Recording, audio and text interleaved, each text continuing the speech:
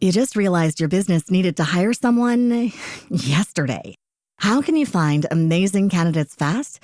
Easy. Just use Indeed. Stop struggling to get your job post seen on other job sites. With Indeed sponsored jobs, your post jumps to the top of the page for your relevant candidates, so you can reach the people you want faster. According to Indeed data, sponsored jobs posted directly on Indeed have 45% more applications than non-sponsored jobs. Don't wait any longer. Speed up your hiring right now with Indeed. And listeners of this show will get a $75 sponsored job credit to get your jobs more visibility at Indeed.com/PODKATZ13.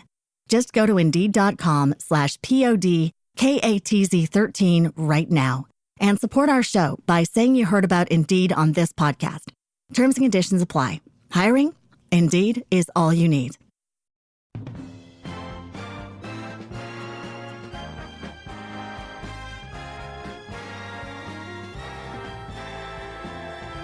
Now, the greatest radio shows of all time. Suspense. The Shadow Node. Washington calling David Harding, counter-spy. Classic radio theater. The Great Gildersleeve. Fibber McGee and Molly. Dragnet. Gunsmoke. The Lone Ranger. Now, step back into a time machine with your host, Wyatt Cox. Good evening, friends of the Inner Sanctum. Drama on this Monday with episodes of Lights Out, Boston Blackie, Johnny Madero, Pier 23, Escape, and Love and Abner. That's all straight ahead here on this Monday. This is the 23rd day of June, 174th day of the year, 191 days left till we get to 2026. John Jacob Astor formed the Pacific Fur Company on this date in 1810. In 1812, Great Britain revoked the restrictions on American commerce, thus eliminating one of the chief reasons for the War of 1812. In 1860, the Congress established the government printing office in 1860. 1868, Christopher Latham Scholes received a patent for the typewriter, TYPE-WRITER. 1888, Frederick Douglass, the first African-American nominated for president. And in 1917, in a game against the Washington Senators, Boston Red Sox pitcher Ernie Shore retired 26 batters in a row after replacing Babe Ruth. Ruth, pitcher at the time, he had been ejected for punching the umpire. How many times has you wanted to do that? 1926, College Board administered the first SAT exam. 1931, Wiley Post and Harold Gatty took off from Roosevelt Field, Long Island, in an attempt to circumnavigate the world in a single-engine plane. In 1938, Civil Aeronautics Act signed into law, forming the Civil Aeronautics Authority in the U.S. 1940, Adolf Hitler surveyed newly defeated Paris and now occupied France. The Senate followed the House on this date in 1947 in overriding President Truman's veto of the Taft-Hartley Act. 1951, Russia proposed talks between the Allies and Communists in Korea to negotiate a ceasefire and armistice in the year-old Korean conflict. And the U.S. responded, as you heard on the radio. We delay the start of our scheduled program to bring you a bulletin from CBS News. Washington. The State Department has issued a statement in response to the proposal by Jacob Malik, the Soviet delegate to the United Nations, for a ceasefire in Korea. The State Department said that if Malik's proposal is more than propaganda, adequate means for discussion and end to the conflict are available. The State Department said we are ready to play our part. This bulletin has come to you from CBS News. We now resume our regular program. And Broadway is My Beat followed on right after that. The conflict would continue until the summer of 1953. 1959, convicted Manhattan Project spy Klaus Fuchs, released after only 9 years in prison and allowed to emigrate to Dresden in East Germany, where he resumed a scientific career. On this date in 1967, President Johnson met with Soviet Premier Alexei Kozinski in Glassboro, New Jersey for the 3-day Glassboro Summit Conference. Chairman Kosygin and I have agreed that the leader of our two countries will keep in touch in the future through our able secretaries and ambassadors and also keep in touch directly.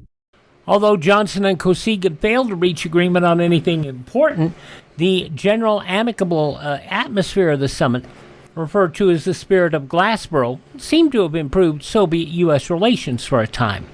In 1969, Warren Burger sworn in as Chief Justice of the Supreme Court by retiring Chief Earl Warren. In 1972, President Nixon and White House Chief of Staff H.R. Haldeman are taped talking about using CIA to obstruct the FBI investigation into the Watergate break-ins. On this date in 1994, police released recordings of 911 calls from October 23rd of 1993 from Nicole Brown Simpson. 911 emergency. Can you get someone over here now to 325 Gretna Green? He's back. Please. Well, okay, what does he look like? He's O.J. Simpson. I think you know his record. The L.A. Times would later publish full transcripts of the calls following the murder of Simpson. President Obama named General David Petraeus to replace General Stanley McChrystal as the commander of U.S. forces in Afghanistan on this date in 2010. We are in this to win. That is our clear objective. It allowed General McChrystal's criticisms of the Obama administration in a Rolling Stone magazine article. In 2013, Nick Wallenda became the first man to successfully walk across the Grand Canyon on a tightrope. And in 2016, the UK voted in a referendum to leave the European Union by a 52-48 vote. We will call it Independence Day. Thank you. Independence Party leader Nigel Farage.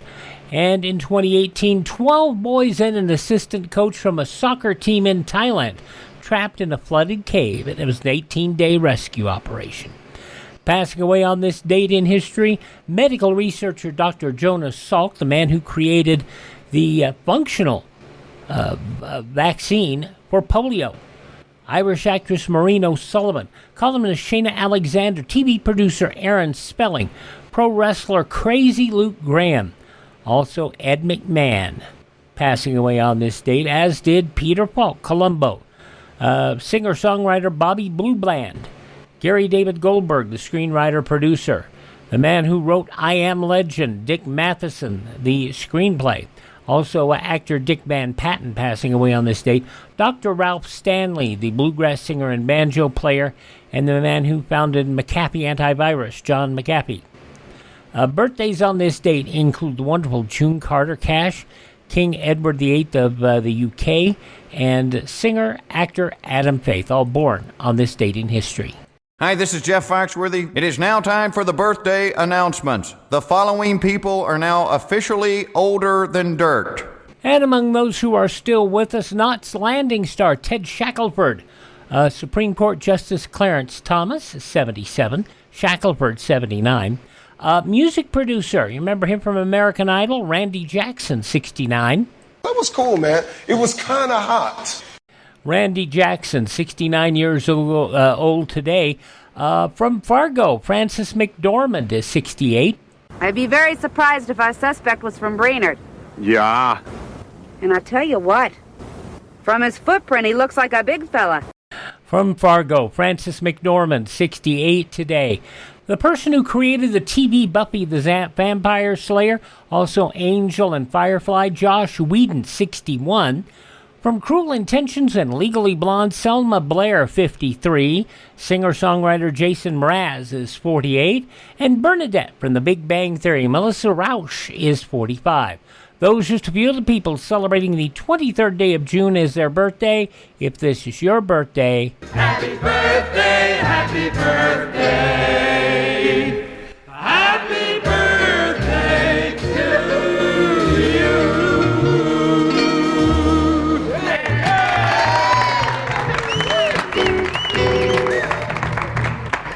And we'll get this Monday episode of Classic Radio Theater with Wyatt Cox underway. Arch Obler's Lights Out, 88 years ago. Happy ending. That's up next. You just realized your business needed to hire someone yesterday. How can you find amazing candidates fast? Easy. Just use Indeed. Stop struggling to get your job post seen on other job sites. With Indeed sponsored jobs, your post jumps to the top of the page for your relevant candidates. so you can reach the people you want faster. According to Indeed data, sponsored jobs posted directly on Indeed have 45% more applications than non-sponsored jobs. Don't wait any longer. Speed up your hiring right now with Indeed. And listeners of this show will get a $75 sponsored job credit to get your jobs more visibility at Indeed.com/PODKATZ13. Just go to Indeed.com/PODKATZ13 right now and support our show by saying you heard about Indeed on this podcast. Terms and conditions apply. Hiring? Indeed is all you need. Do you know how old the school building in your community is? If it's over 25 years old, the chances are that it's woefully inadequate. Join with the groups in your community working for better school conditions. Remember, better schools build a stronger America. We continue here on Classic Radio Theater with Wyatt Cox, an episode of Lights Out. This goes back 88 years, June 23rd, 1937. Happy ending. Lights out, everybody.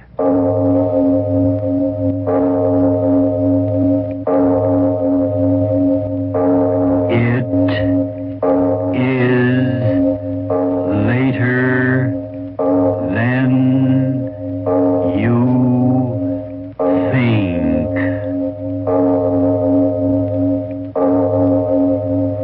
This is Arch Obler bringing you another in our series of stories of the unusual.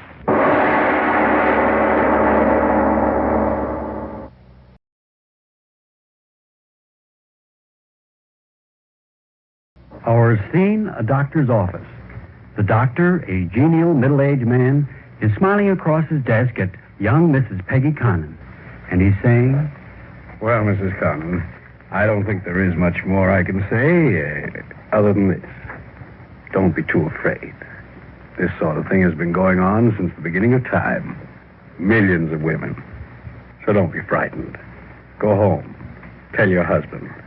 Be happy. Thank you, Doctor. Goodbye. Goodbye.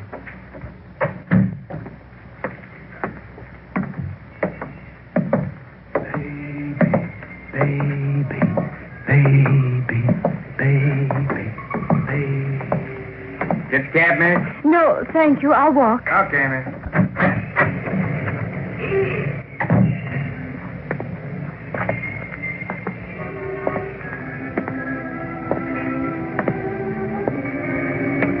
Walk. Yes, I'll walk. Takes longer when you walk. No longer to get home. Baby, baby, baby, baby. Home. What will he say? What will he say? Baby, baby. What will Bill say? What? Oh, it's out of the question, Peg. Out of the question on the money I make. Now, look, this isn't confetti. It's bills for groceries, bills for laundry, bills for gas. I tell you, Peg, it's out of the question.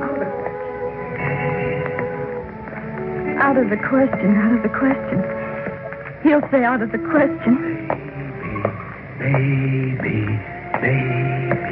What will he say? Oh, Bill, what will you say? Hey, watch the lights, lady. Oh. Yeah, watch where you're going, little lady. Them lights are for you as well as for the car. What will Bill say? What? What did you say? Say, you don't feel well or something. Your face, I mean. Oh, I'm all right, officer. Sure you don't want a cab? No, I'm walking home. Okay, but watch the traffic at the crossings.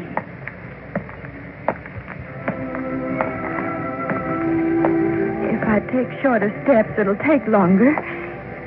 Yes, shorter steps. Do you realize it'll set us back for the next 5 years? We won't be living. We'll always be paying bills for doctors, for hospitals, for nurses, for this and for that. Paying. Will he say that? So the thing's been going on since the beginning of time. Millions of women. So don't be afraid. Go home. Tell your husband. Be happy. Be happy. Happy. Happy? Doctor said that, didn't he? Happy. Bill, we have been happy. Rowing. I don't think I'm going to row anymore. Too hot. Uh-huh. Just drift. Now, what was I talking about? Happiness. Oh, yeah, happiness. I think that the most important thing in life is to be happy. Don't you? Oh, yes, Bill. Now, you take ordinary people. On a day like this, what are they doing? Working in factories, working in offices, working. Isn't that right? Yes. But the park is here, the lagoon is here, the boats are here. And if they just had a little common sense, they'd say, the devil would work, we're going to be happy. And they'd come out here and they'd go boat riding. 4 million people. The lagoon would be awfully crowded, wouldn't it, Bill? No, I'm serious. All right, so I'm not working today, so I'll have $5 less. But I'm doing what I want, and I'm happy. I'm happy, too, Bill. Are you? Honest, Peg? Uh-huh. Oh, gee. When I think that only 2 days... And I wasn't even going to the dance. I took one look at you. Oh, that's a song, Bill. Oh, it's the truth. Oh, gosh, I'm happy about you, Peg. I'm happier than I've ever been in my whole life.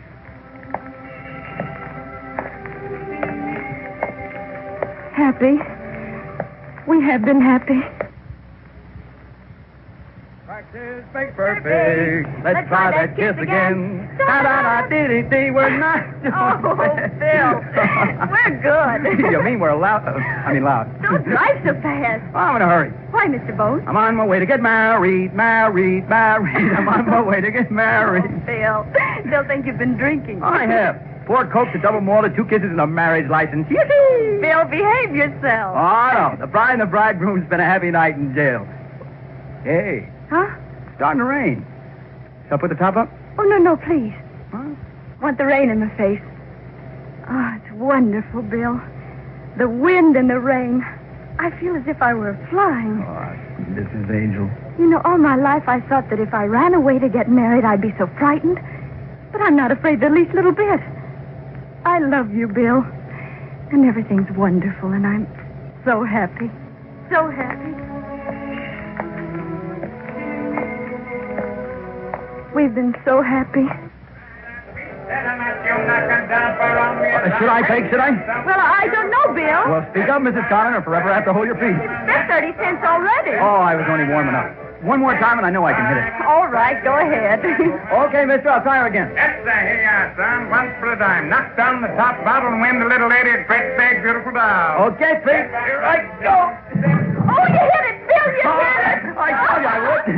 Okay, mister, pay off. What'll it be, little lady? A Kewpie or a Popeye? Popeye. Here you are. Thank you. You can do the same, ladies and gentlemen, with a great big, beautiful doll. Bill, isn't it cute? Yeah. Hey, let's sit down over here. All right.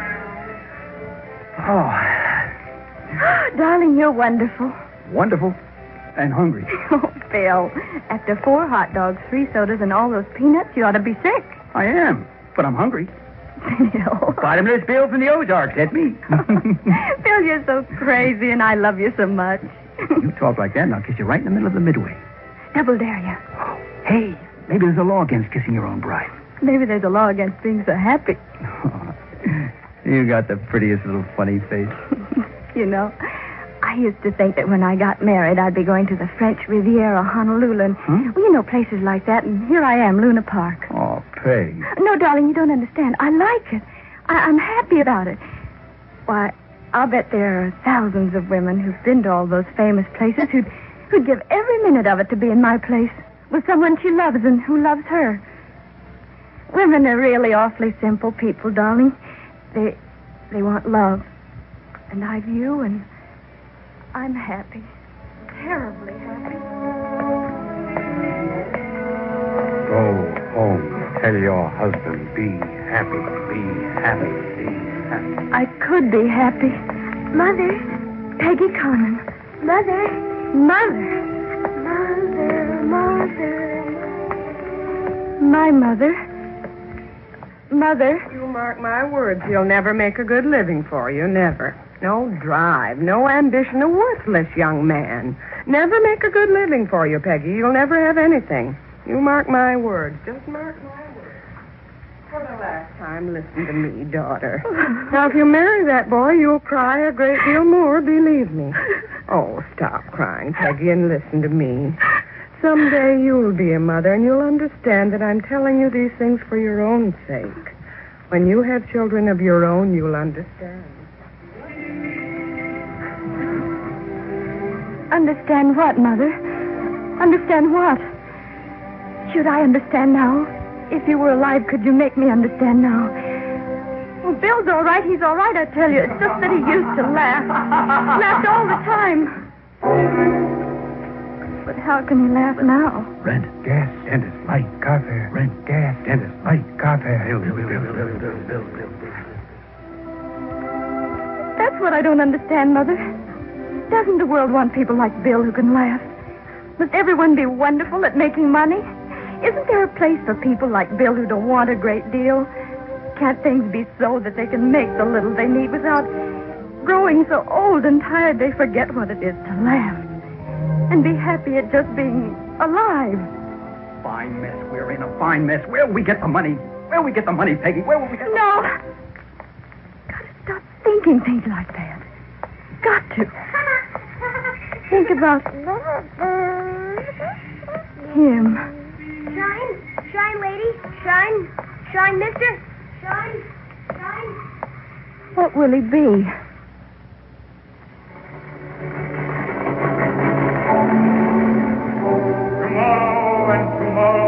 Tomorrow creeps in this petty pace from day to day to the last syllable of recorded time. And all our yesterdays have lighted fools the way to dusty death. Out, brief candle light but a walking shadow, a poor... Oh, no! No.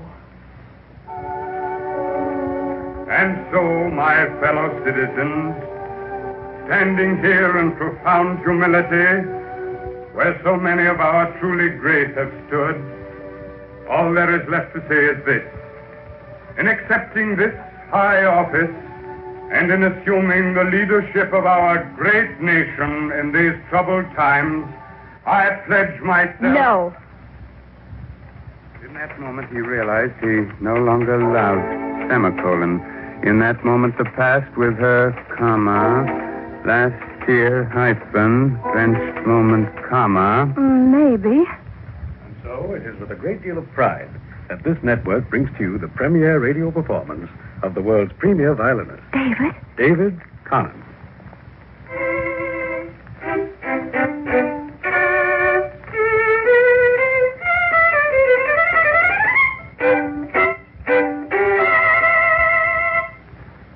Maybe. And my diagnosis of the patient only confirms my profound belief that such diseases can be cured. Maybe. So, an investment of these issues with my concern will net you a profit of not less than the sum of twice your investment. Oh, no. Oh, silly Peggy. You used to say that, didn't you, Mother? Silly Peggy. Because I laughed at the wrong time. Maybe I laughed then. Maybe I'm laughing now because I'm afraid. It's happened to women for millions of years. No, not that. Pain goes quickly, I know it, but... Bill. What'll Bill say? No, stop thinking. Stop thinking.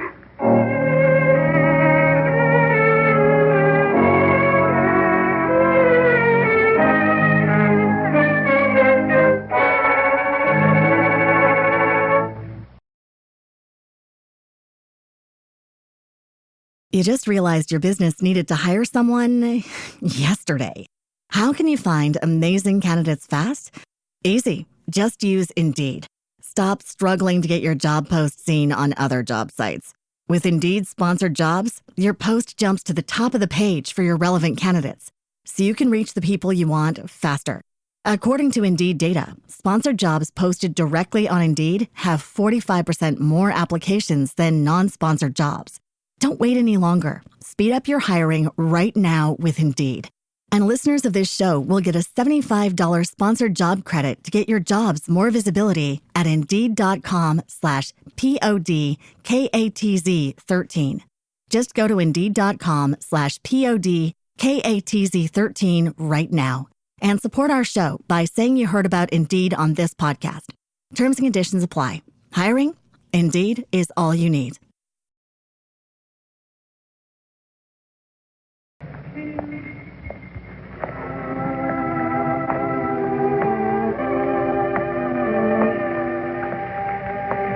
Walk slowly.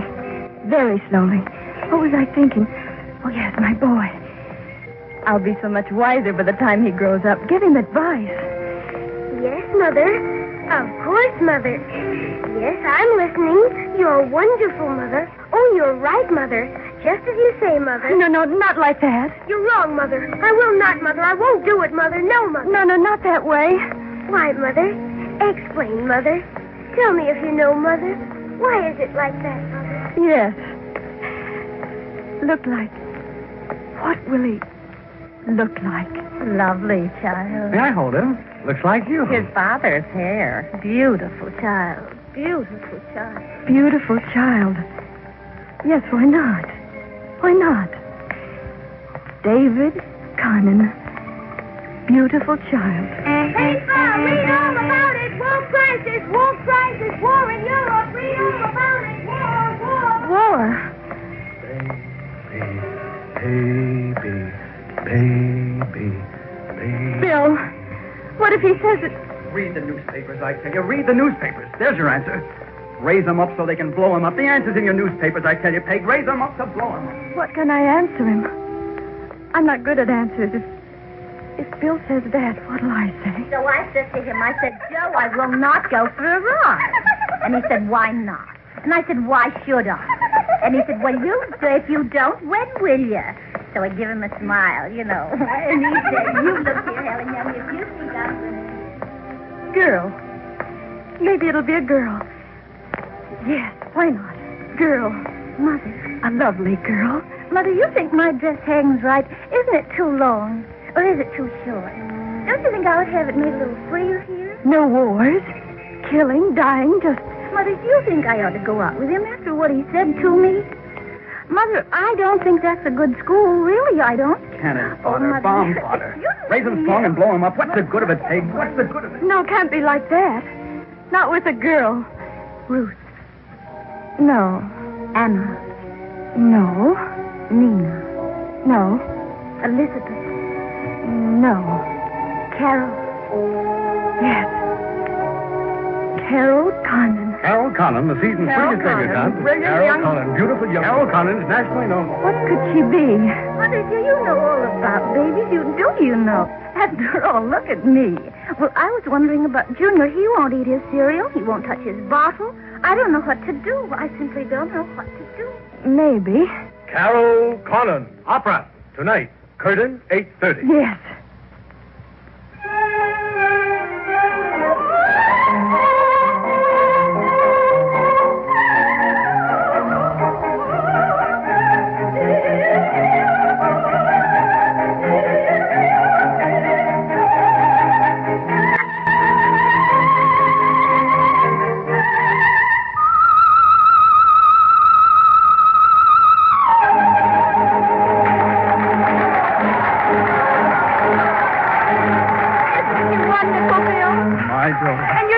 My daughter.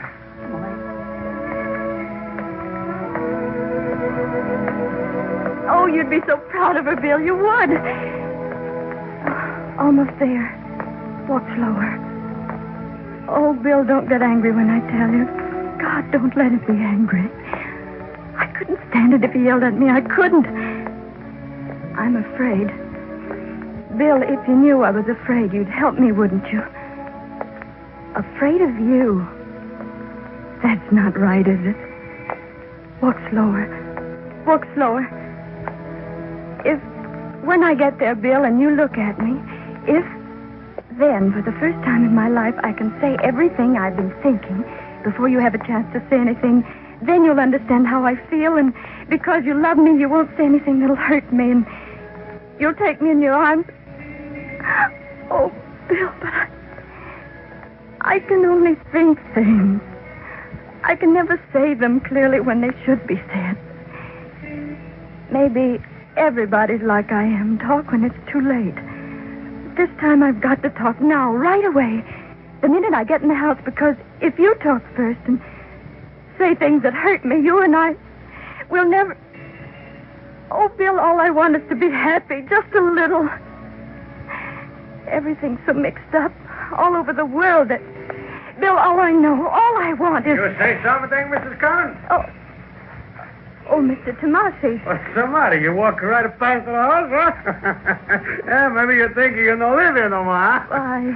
I was so preoccupied, I didn't notice. Sure was a hot day, huh, Mr. Conley? Yes, it was. I don't like to go in. Oh, but your husband, he's at home, huh? Home? Sure, he come about 10 minutes ago. I'm going to see him go upstairs. It is late, isn't it? Sure. You pretty little girl, but when a husband come home from work and a wife is not at home, sometimes you get plenty mad, huh? I bet you're scared, huh? I'd better go up. Hey, I'm going to come up pretty soon and fix that water faucet. All right.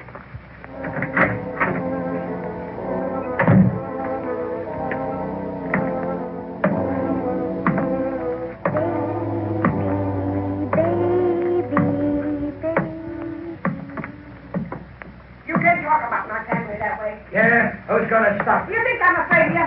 Go on and hit me. Hit me. Will you shut up? I'll talk all I want to talk. Oh, yeah? What else have I got to do with this stuff but talk? I'm sick of this dumb hearing. I'm sick of it. I'm sick of it.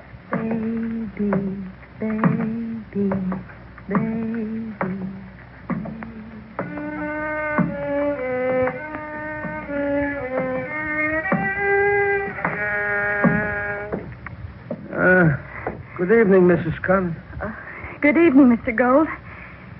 You're playing very well tonight. Yeah. In 60 years, even a fool learns to do something. Oh.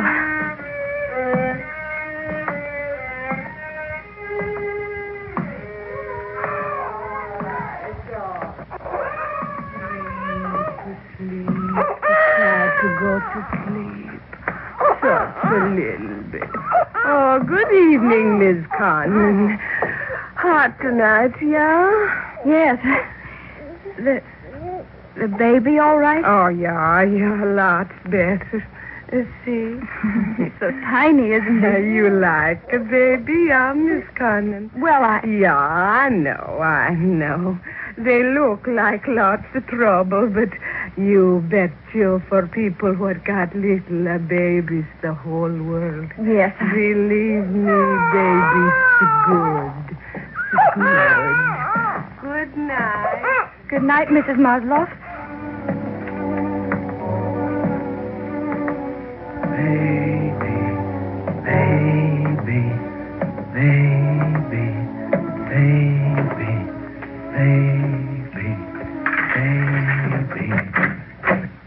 Peggy, is that... Peg. Bill. Gosh, Peg, where you been? I've been word stiff. Was it just walking?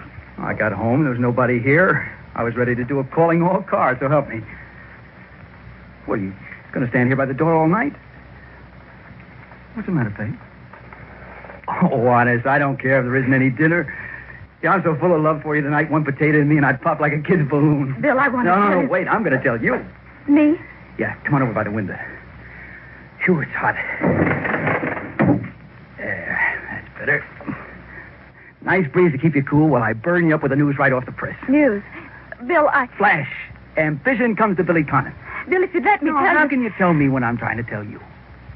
Now listen, sweet funny face. Today, the great lords of industry unlock the octopus long enough to hand Billy Conlon, now hold your breath, $5 more a week. Bill, I've got... Yes, so help me, $5. Oh, isn't that terrific, Peg? We move right into the upper bracket. Got everything we want. Bill, please listen to me. I've got to... Sure, as soon as I finish my say. Now, I got to say it, Peg, because I've been kind of getting up steam to say it all the way home from the office. Now, all this may sound a little screwy to you, but here goes. Bill, I want to tell you today... Oh, please, funny face, don't interrupt to tell me about the bargain you saw today, because, well, if I stop talking, I'll lose my nerve, and then maybe I won't ever say it again. Peg, this $5 a week. Now, that's over $250 a year. And I began thinking right away how we could spend it. Spend? Yeah, you know me. So I got thinking about maybe we get another car. But the old jalape's pretty good yet, and then I thought maybe we could take a cottage someplace. But then I don't get a vacation until next year. So, then I got thinking... Why, heck, what's the matter with me? Why should I be afraid to talk to you? There's no reason to be afraid. Is there, Bill? Of course not. See, what I'm trying to say is that... Well, look at the newspaper headline. The war, yes, I thought we're all going to smash, maybe. So I got thinking the heck with it. There isn't time enough to go anywhere or plan anything, and who wants money anyway? So, how can we spend it to make both of us really happy? You know, to make our lives, if one of us should die before the other, make our lives mean something. Mean something. Oh, Peg, I gotta say it faster. I won't be able to say it at all. Peg, let's spend the money for a kid. Well, Peg, what do you look at me like that for? Oh, I know we never talked about it, but... Well, I was kind of scared of the idea, and I didn't know if you'd want one. Well, Peg, for Pete's sake, say something. Looking at me. Well, what did you want to tell me before? Say that at least. Oh, Bill. Bill. Wait till you hear.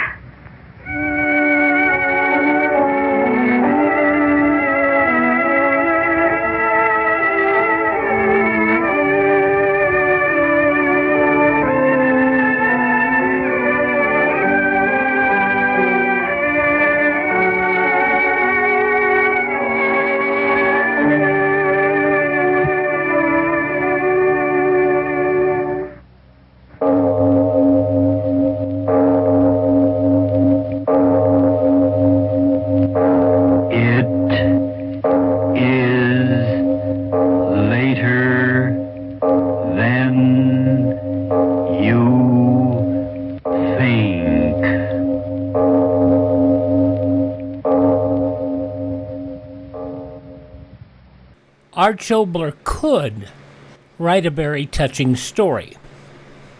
And he did there 88 years ago, June 23rd, 1937.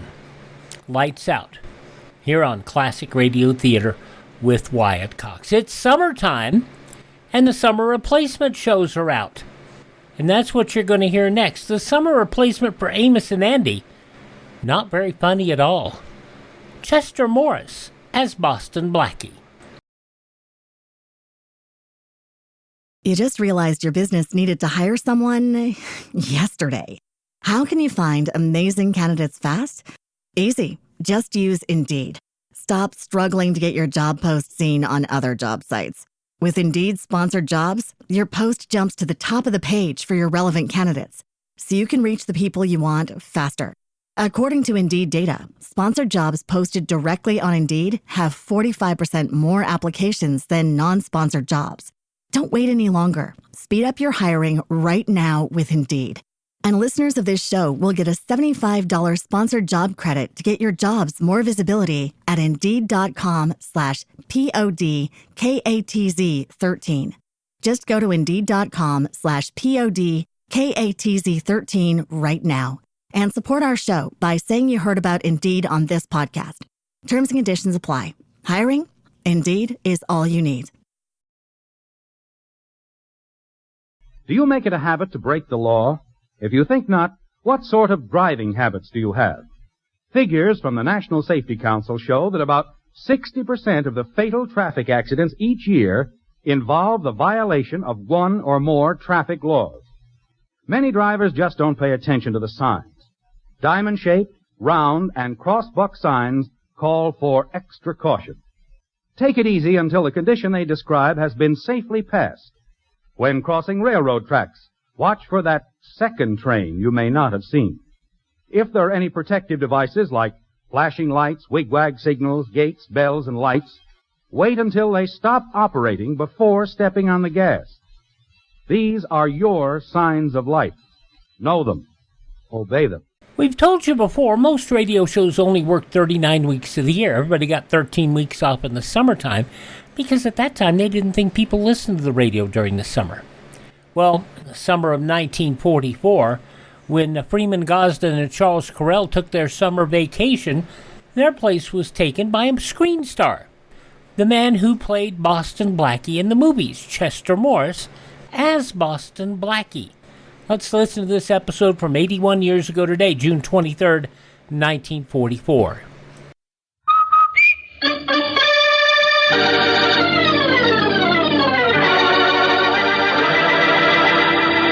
Leave Lever Brothers, makers of Rinso, R-I-N-S-O, Soapy Rich Rinso, present Boston Blackie, starring Chester Morris.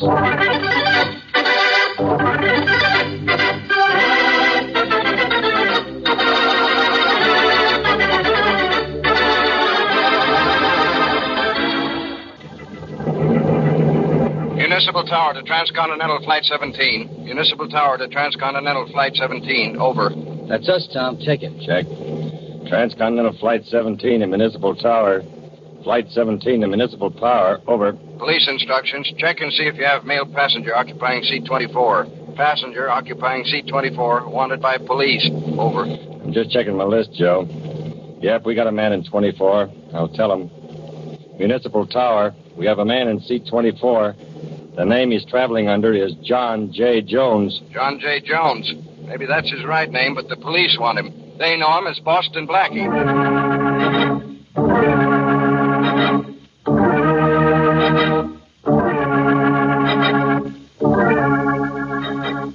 Maybe you've met Boston Blackie before on your local movie screen.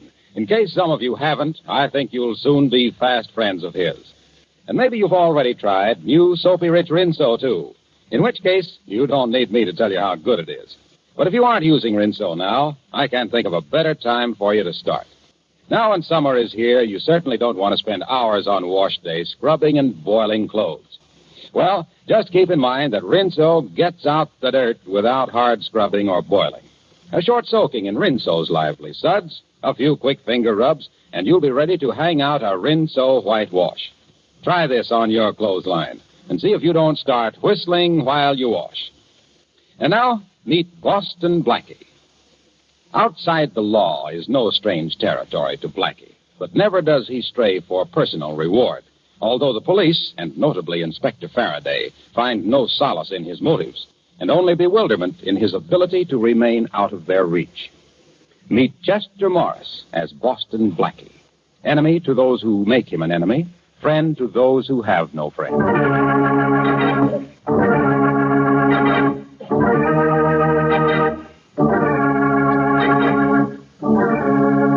You Chicago police have been very cooperative. Thanks a million. Glad to help you, Inspector Faraday. When we send a man to New York, you can return the favor. Glad to. Anytime, Captain.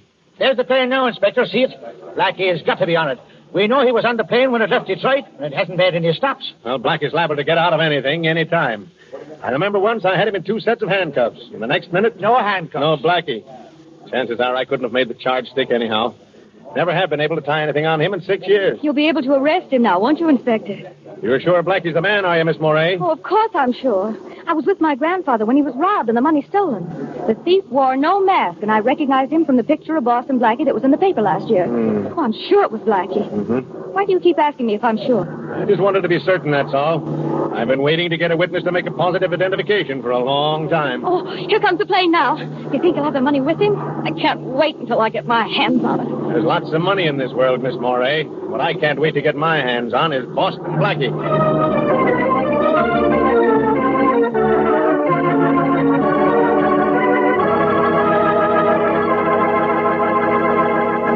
Go ahead in, Miss Moray. I've been keeping Blackie in my hotel room here until our plane leaves for New York. Talk to him yourself. I can't get anything out of him. Go ahead now. Monahan's in there guarding him, and I'll be right here outside the door. All right, Inspector Faraday. Blackie always was a soft touch for a girl. Here's hoping you get something out of him. Oh, Inspector, you'll never know how important it is to me that I do. Hello? He won't say a word. This just sits there like he did all the time the inspector was questioning him. Oh, I'll try. Blackie?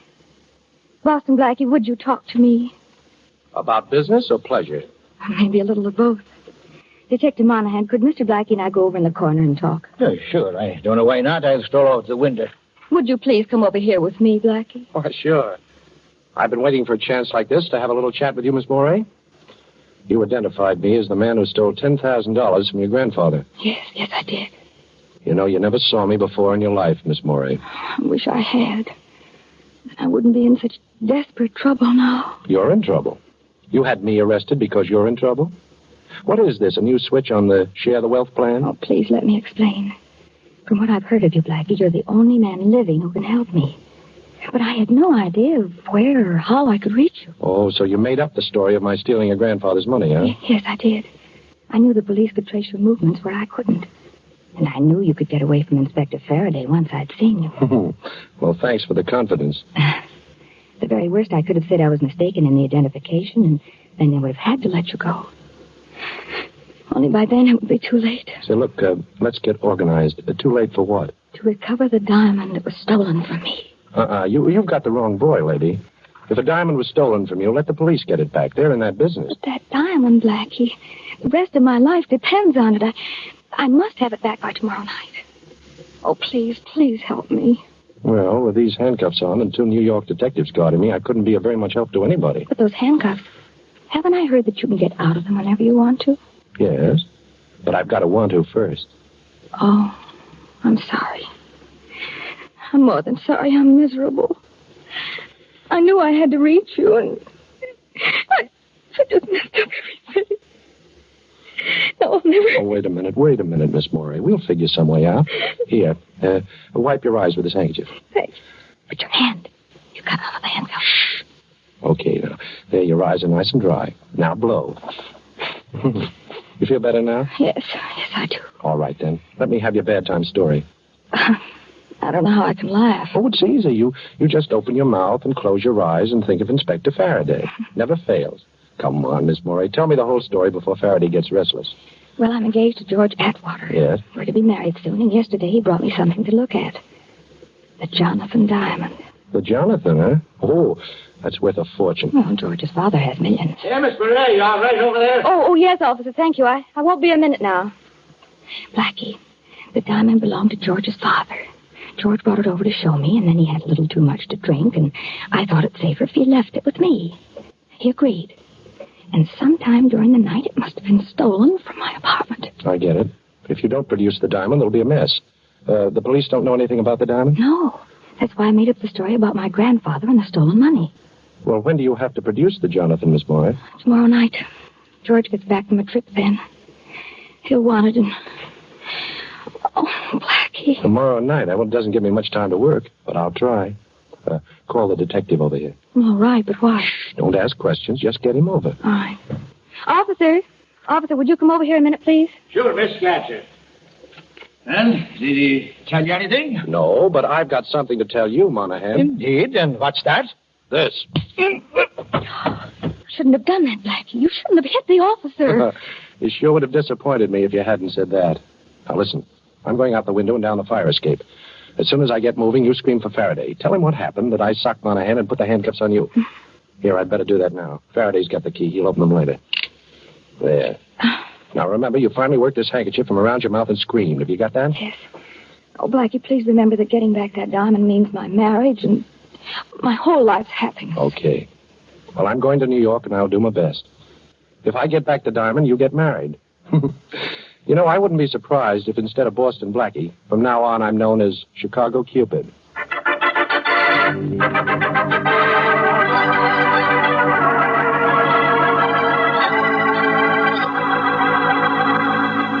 Shorty, listen. When a piece of ice like the Johnathan diamond is lifted, somebody's got to know something about it. Look, Blackie, I've been out all night on it. Nobody knows nothing. All I could pick up was that a fellow named Atwater owns it. None of the boys would touch it. That is, except Duke Walton. I'm telling you, it's as hot as a pistol, but Duke's been bragging that he'll grab it one of these days. Yeah? Well, where can I find him? Well, I checked that, too. He's out of town. That's definite. Yeah, he's been gone a week. Now, look, boss, why don't you lay off? Shorty, I promised to get that diamond back. I chartered a plane out of Chicago last night after breaking out of that hotel room. Young Atwater isn't due back in town till tonight, so I still have a little time. I'm going to waste some of it on a visit to the Atwater house. Ain't you a little out of your class up there, Blackie? You know they got an awful lot of dough, those Atwaters. You know something, Shorty? After the way that Morey girl smiled at me in Chicago, I kind of feel like $1 million myself.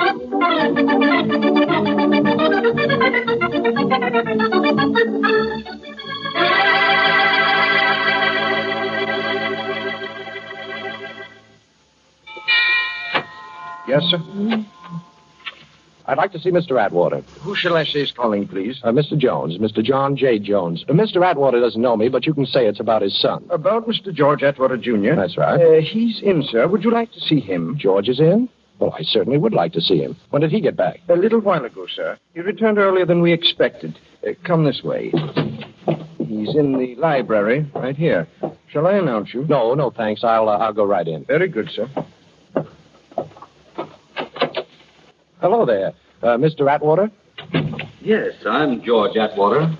Who are you? Oh, my name is Jones, Mr. Atwater. John J. Jones. I'm a friend of your fiancée's. Oh, a friend of Lee? That's right. And if you don't mind, I'd like to ask you a question. Sure, go ahead. Well, the night before last, when you left Miss Moray, you were a little, Oh, what do you mean, a little? I was a lot. Well, I don't mean to be personal, but did you stop off anywhere on your way home? No, I got a cab and came right home. Mr. Atwater, where do you usually keep the Johnathan diamond? I don't know what you're driving at, Mr. Jones, but, well, we keep it here in the library, in this wall safe. Only it's not here now. Would you open the safe for me, please? Well, now, Mr. Jones, you're a perfect stranger to me, even though you are a friend of Miss Moray's. Well, you could hardly expect... Oh. So, this is a holdup. I'm sorry I had to pull this gun on you, Mr. Atwater, but I want to see that safe. You don't mind if I lock the library door, do you? I do mind, but I don't suppose that matters. Not a bit. There we are. So the Johnathan was kept in the safe, huh? Combination, Mr. Atwater, and keep your hands where I can see them. Sorry, Mr. Jones. I seem to have forgotten the combination. Well, I haven't time to make you remember it. Oh, the safe doesn't look too tough. Come over here where I can watch you while I go to work on it. All right. There's nothing inside the safe, but go ahead and open Quiet. Take that watch off your wrist and put it in your pocket. It's making too much noise. I can't hear the tumblers drop. Come on, take it off. All right. I think I've got the first number. Now for the second one. This box of yours is pretty simple, Mr. Atwater. In fact, it's about the most unsafe safe I ever saw. There, that's the second number, all right? Do you want to be a good boy and tell me the last number? No? Okay, be a bad boy and watch me find it out for myself. There. Now, that ought to do it. I'll try the handle now. Well, made it. My compliments. Save them. Let's take a look in this jewelry box. Oh, so the Johnathan diamond wasn't in the safe, huh? Well, what's this, then? That's the Johnathan, all right. I meant to leave it at Miss Moray's apartment, but I changed my mind. Open this door! Open it up! Open the door, Mr. Atwater! We're the police! Open up! Faraday, he must have had Shorty watched and trail me here. You don't mind if I close this safe door, do you, Mr. Jones? I want you to be caught with that diamond still in your hand. Well, this seems to be my day for unexpected visitors. Now keep away from that door, Atwater. You don't scare me. I'm going to open it. I'm coming. I'm going. You'll have to hurry. He's going through the window. Quick. He's got the Johnathan diamond. He must still be in the garden. I've got 2 men out there. Maybe I can spot him from here. Come on, Monahan. Blackie! Blackie, stop! Shoot, we've got him! And he's got the Johnathan diamond. At last. Boston Blackie caught red-handed.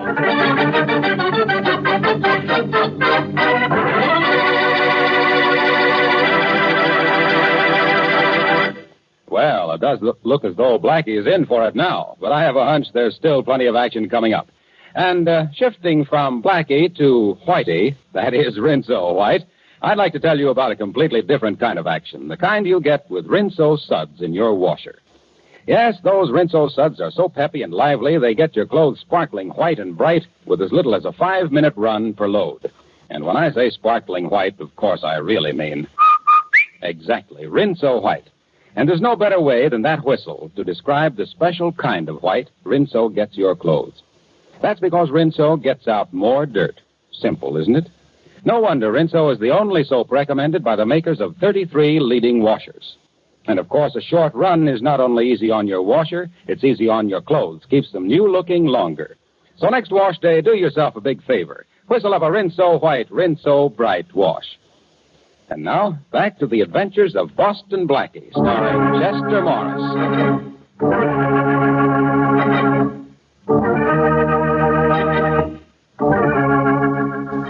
How do you like ourselves, Blackie? Air conditioning between the bars and everything. Comfortable enough for you? Oh, sure. This one's wonderful. I wish you'd try sleeping on that mattress they have in here. I gave up in the middle of the night and slept on the stone floor. It was softer. Oh, come on, Faraday. How about a couple of pillows? Oh, poor Blackie. Too bad I didn't hear you. I've suddenly gotten very deaf. Isn't that terrible? You've suddenly gotten very deaf, and you've always been very dumb. Oh, very funny, Blackie. Yes, I know. New gag writer. Last one have to go back to kindergarten? Yes, and he told me how much all the other children miss you since you stopped going, Faraday. Blackie, we had to grab you on that Moray girl's charge. All right, so you grabbed me. A $10,000 stick-up, Blackie. That isn't important now. We'll talk about that later. But where's the Johnathan diamond? Johnathan diamond? What's that? Listen, Blackie, you've had that diamond in your hand. Now you had it when we broke in. Atwater saw it there. Where is it now? Now, you listen, Faraday. You've got to get me out of here in a couple of hours. You haven't a thing to hold me on. No, breaking into the Atwater house. I broke out of the house, not into it. Oh. Now, see if that's a crime, Inspector. You opened the safe in the library and you stole the Johnathan diamond. How about that? You sure I did? Does that safe look forced? Did you find the diamond on me? No to all those things. But we've got George Atwater as a witness. A witness to what? I was calling on him at the suggestion of a mutual friend, Inspector. We were having a chat when somebody started to pound on the door. I got scared and jumped through the window. You know, things like that happen, Inspector. People get scared and they jump. Blackie, I'm telling you this man to man, we've got a case against you. Atwater's word against yours that you robbed his safe. And slugging Monahan in Chicago. The Moray girl's testimony that you robbed her grandfather. That'll add up to 10 years at least. Go ahead, Inspector. All right, I'll be honest, Blackie. Young Atwater screaming about his diamond. Says you had it 1 minute, and we grabbed you the next minute, so it can't be missing. Only it is. All right, you tell us where you hid it, and I'll get him to drop all charges. I'll even talk to the Moray girl to get her to go easy if you return her dough. Now, how's that? I don't know. Oh, you must have it stashed somewhere. Give me your word of honor to deliver it back to me today, and I'll let you out. Your word's always been good to me, Blackie. Now, come on, don't you want to get out of jail? Well, I don't know now, Faraday. It's kind of a nice jail. You know, air conditioning between the bars. Blackie, be a good guy. Okay, Faraday, as a favor to you, I'll come out. And you'll have your diamond back 2 hours after I leave here. But I'm not to be bothered during that time by the cops. You understand? Bothered? You'll be protected. And thanks a million, Blackie. That's all right, Faraday. I'll get plenty of satisfaction every time I remember you begging me to get out of jail.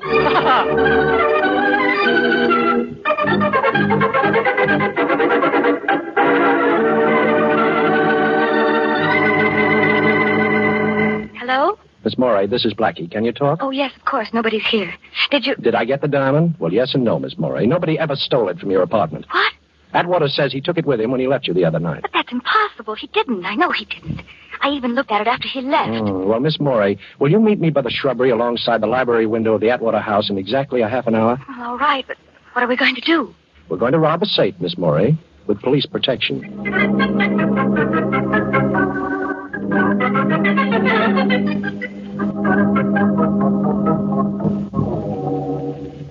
Keep that flashlight steady, Miss Moray, please. If we're lucky, the safe won't be locked. Why not? Because nobody knows I put the diamond back in it when the police pounded on the door. And it was only slammed shut by young Atwater. Well, here it is. There, you see? It was open. And here's the box that holds the Johnathan diamond. Put your flashlight on it. We'll take a quick look. All right. There. Oh, the box is empty. Uh-oh. Atwater must have seen me put it back and grabbed it. But why is he telling the police that I had it? And see that I'm not disturbed. Quick, that's Atwater now. Put out that flash and get back at these babes. Hurry. All right.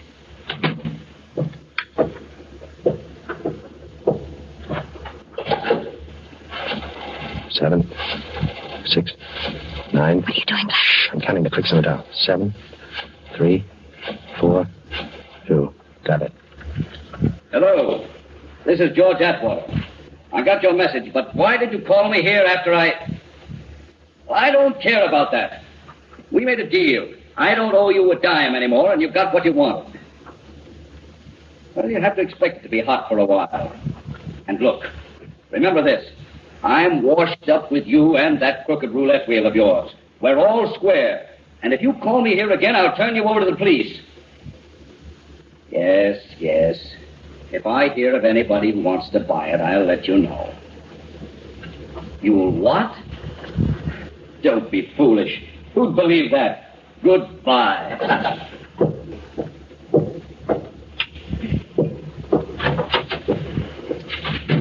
I think I understand everything now, Miss Moray, but I've got to find the man Atwater just called. How can you? He didn't mention any name. No, but I counted the clicks as he was dialing that number. If my ears haven't let me down, I can call that number, too. Anyhow, I'm going to try. You think that man has a Johnathan diamond? Yes, I think so. But you don't have to worry about it from now on. You won't be blamed because it was missing from your apartment. But you're in a mess now, aren't you? Well, yes, kind of. You see, I promised Faraday that he'd have his diamond back in 2 hours, and I can't keep that promise. Well, I hope the OPA hasn't put a ceiling on tempers, because if they have, he'll hit it.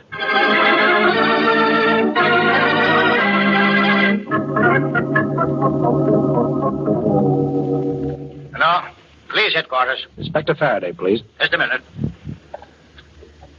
Faraday speaking. This is Blackie, Faraday.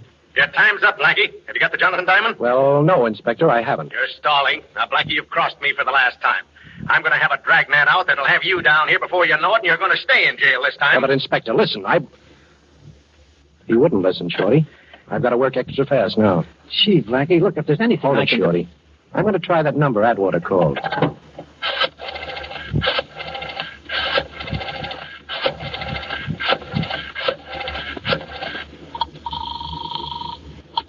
Hello? Hello, Atwater told me to call you. Yeah? Who's this? I've got cash I'd like to trade in for something you've got. Atwater says that... Atwater says, huh? Okay. I'm in an old house, 632 West 100th Street. First door on the right as you come in. Get here fast and we'll talk business. Okay. Bye. Worked, eh, Blackie? I don't know. It was a little too easy. Come on, Shorty. We're going up there to get Faraday his diamond. Unless his dragnet gets me first.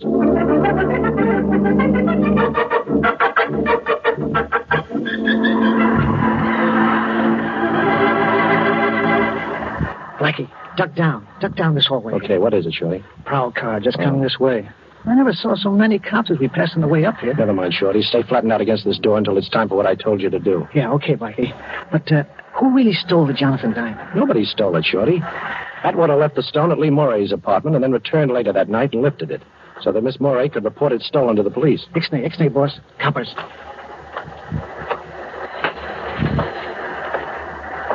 Okay, now. Look, boss, why did Atwater want the Dane reported? So he wouldn't be involved. This guy I called up, the one who lives in this building, has something on Atwater and wanted the diamond as his price for clamming up. Atwater had to get it for him, see? Oh, yeah, I get it. He stashed it in his own safe until he could reach this guy and turn it over to him. Only you opened the safe before he could do it. And he had to figure out a new story, huh, boss? Sure. All he had to tell the cops then is that he was afraid that Johnathan wouldn't be safe at the girl's apartment and that he went back in to get it. Oh. Huh. I thought it was pretty cute when I put the diamond back in the safe. But Atwater must have seen me. Well, wish me luck, Shorty. And don't forget what I told you to do. Yeah. Okay, boss. Quick. Come on, it's okay now. So long.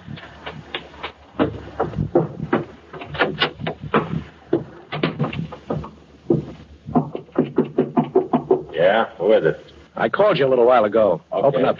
Okay. Well, Duke Walton. Put that gun down, Duke. You and I can make a deal. Think so? Sure. Lucky you're not as cute as you thought. I called Atwater back and found your call was a phony. Too bad for you. Now I gotta bump you. Wait a minute, Duke. I'm gonna wait a couple of minutes, Blackie. Some friends of mine are coming over with a car to take you on a little trip. Now sit down in that chair and put your arms behind your back. Go on, I ain't the patient type. Okay, Duke. How's that? That's better. Now I'm gonna tie you up nice and pretty like that. How do you like it? Too tight for your pretty hands to be tied? Well, yes, if you really want to know. I don't. I'll give it an extra yank just to make sure. Hey, Duke. Huh? Duke, look under the door. That's smoke. Where? Hey, that's right. Well, that makes things easier. This joint's a fire trap. I'll scram out of here and leave you tied up, Blackie. Lucky, I guess I was just born under a lucky star. Maybe. But don't forget, Duke, sometimes stars have a habit of falling. Yeah, okay, so I'm ducking right out of here. Fire! Fire! The whole building's on fire! Come on, get out of here! That does it. So long, Blackie. Me and the Johnathan Diamond are getting out of here, and both of us are nice and safe, which is more than I can say for you, pal. Wait a minute, Duke. I've got a proposition. Sure, but I got a date. Oh, you're just trying to bust them ropes, boy. Maybe the fire will burn them through for you, huh? Hey, you did it. How'd you get out of them ropes? Never mind, ain't gonna do any good. Oh, yes, it is, Duke. This place is on fire. Go on, try and get out. I don't have to try. I'm getting. Take a look at the door, Duke. It's locked. Sure, it's locked, and I'm going to open it right now. Hey, where'd the key go to? I've got it, Duke, right here. I locked the door and removed the key when I had my back to the door after you got the drop on me. Come on, give it to me. Give it to me. We'll both be burned to death. Sure, Duke. Here it is. Catch. Hey, don't throw it like... Hey, where'd it go? I got to get it. Sure, you're going to get it, but good. You missed me, sucker. Oh, sucker, you are. Get you with this Blackie if it's a... Take a million. Oh, hey, you're breaking my wrist. Drop that gun. Okay. Now, where's the diamond? Never mind the diamond, Blackie. The fire report be trapped. Well, there's no fire, sucker. Huh? My pal Shorty burned some papers in the hall and pounded on the door. But Now, give her that diamond. You must have it on you. When you thought there was a fire, you'd have never left without it. I ain't got it, Blackie. When I found your phone call was a phony, I give it to a guy to hold. You're lying, Duke. I'm going to search you. Now, turn around with your back to me and keep your hands in the air. Yeah, okay, but I tell you, I ain't got it on me. Well, we'll see. It's not here. Not here. It's not here. It's me, boss. Everything all right? Okay, Shorty, I'll let you in. Well, I pick up the key. Now, don't move, you. Well, it worked, huh, boss? Yeah, it worked, but do you recognize this guy, Shorty? Yeah, sure. That's Duke Walton, the guy I was telling you about. It was bragged he'd have the Johnathan diamond. Well, he hasn't got it. I've searched him. He's clean, Shorty. He's holding out, the dirty heel. Yes, the dirty... Heel. Heel, huh? You know, Shorty, I think I've got something there. It's the one place I didn't look. Take off your shoes, Duke. Come on, take them off. Yeah, you win, Blackie. The ice is in my right shoe. There's a slide in the heel. The diamond's inside. Now, that's being very sensible, Duke. I'll just take the diamond out of that slot it's in and at the same time pull myself and Inspector Faraday out of a great big hole.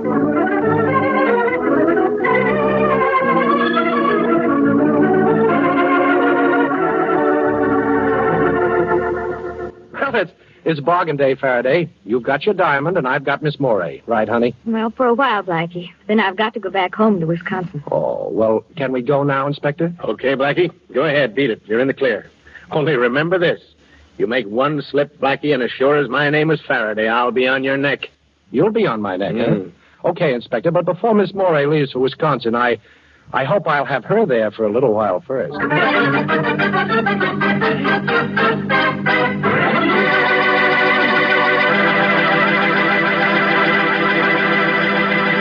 Oh, say, one more thing about Rinso. That same Rinso that's such a big help on wash day. I'd just like to add that it's also a mighty big help 3 times every day at dishwashing time. Even your greasiest roaster is a cinch to wash in those rich Rinso suds. And, of course, Rinso's grand for all the soap and water jobs around the house. Walls, floors, woodwork, windows, tiles. They all come sparkling bright and clean with Rinso on the job. So get Rinso tomorrow for dishwashing, for housework, and for a wash that's...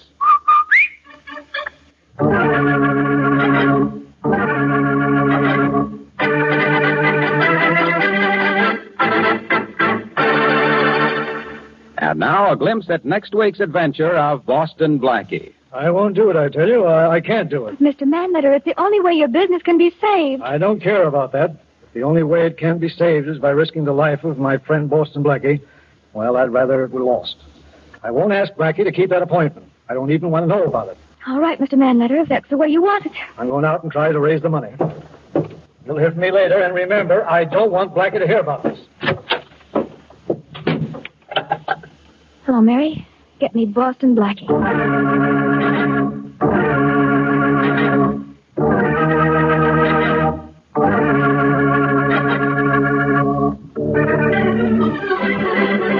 Be sure to listen at this same time next week for another exciting adventure with Boston Blackie, starring Chester Morris with Richard Lane as Inspector Faraday.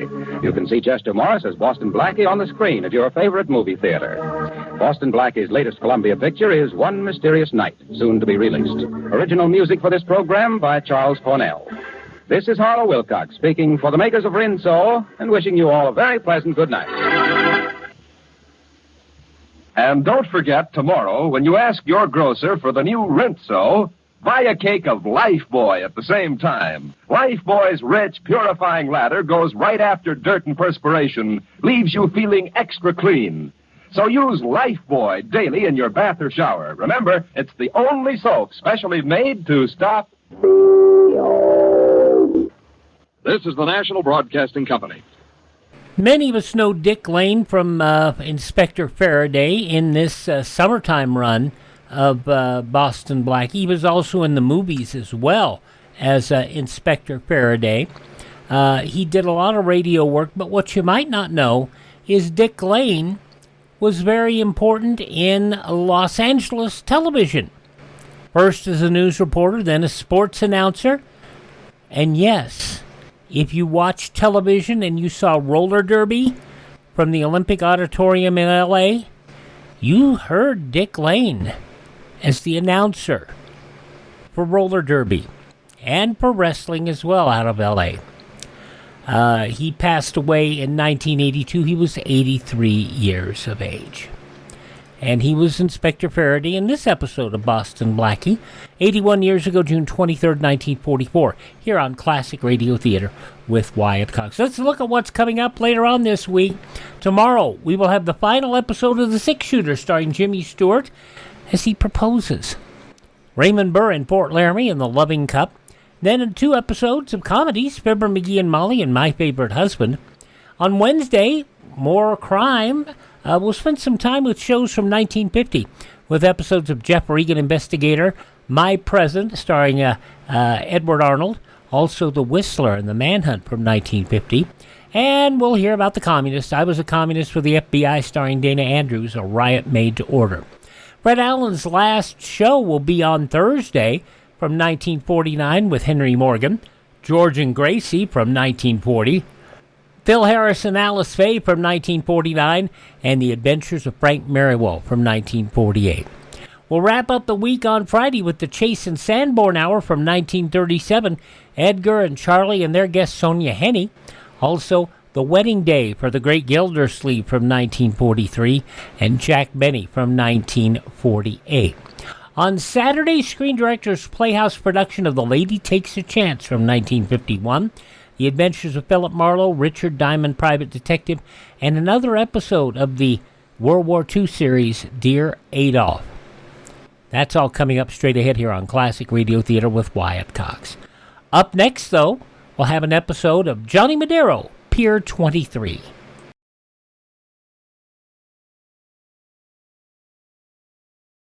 A person-to-person expression of international goodwill.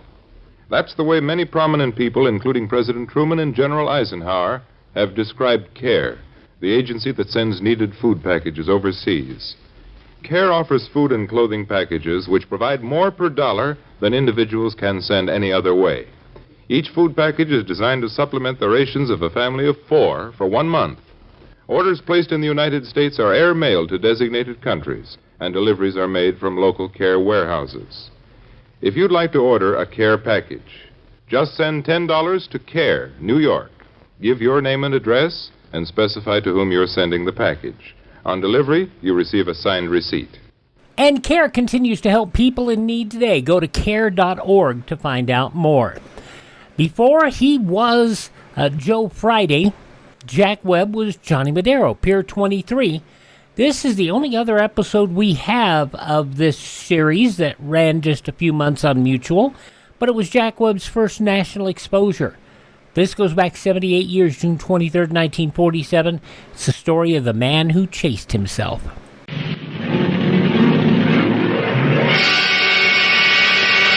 Yeah, I'm Johnny Madero, Pier 23.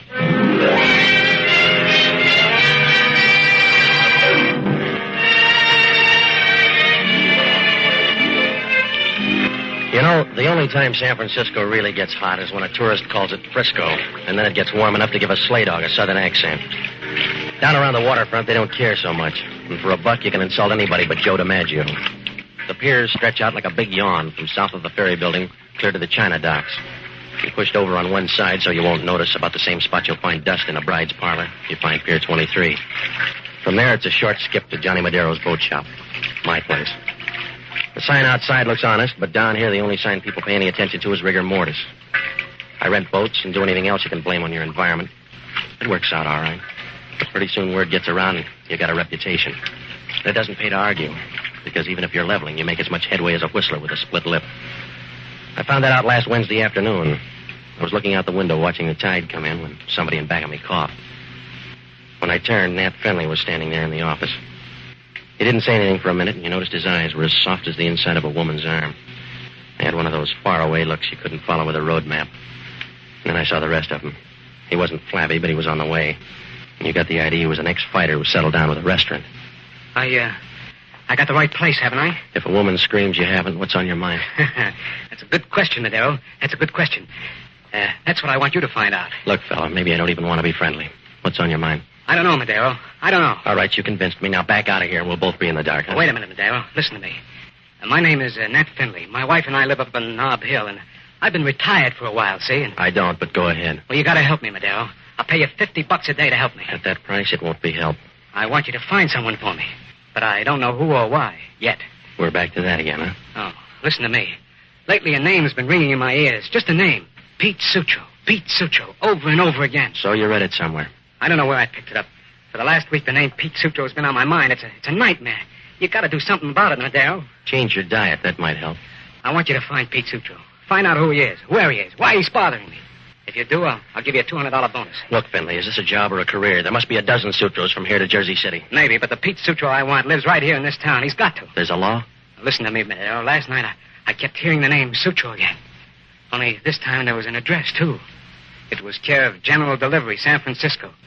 So he's got to be somewhere in this town. Why don't you check the phone book? I have, and the city directory, too. But so far, I haven't been able to locate him. And I will, huh? Well, if you don't, you're still getting $50 a day. What are you worried about? That $50 a day? It might turn out to be a dream, too. You better throw in some advance money. Sure, Madero. I brought a check along, just in case. Will $100 cover your doubts? Yeah, if the bank can cover your check. If they can't, you don't have to do the job. That fair enough? Mm-hmm. Will you start looking right away? Yeah. But you gotta be careful, Madero. My wife's never to know about this, understand? Why? Because, well, she doesn't like the idea. She thinks I'm a little crazy looking for a name like this. She hates me, I think.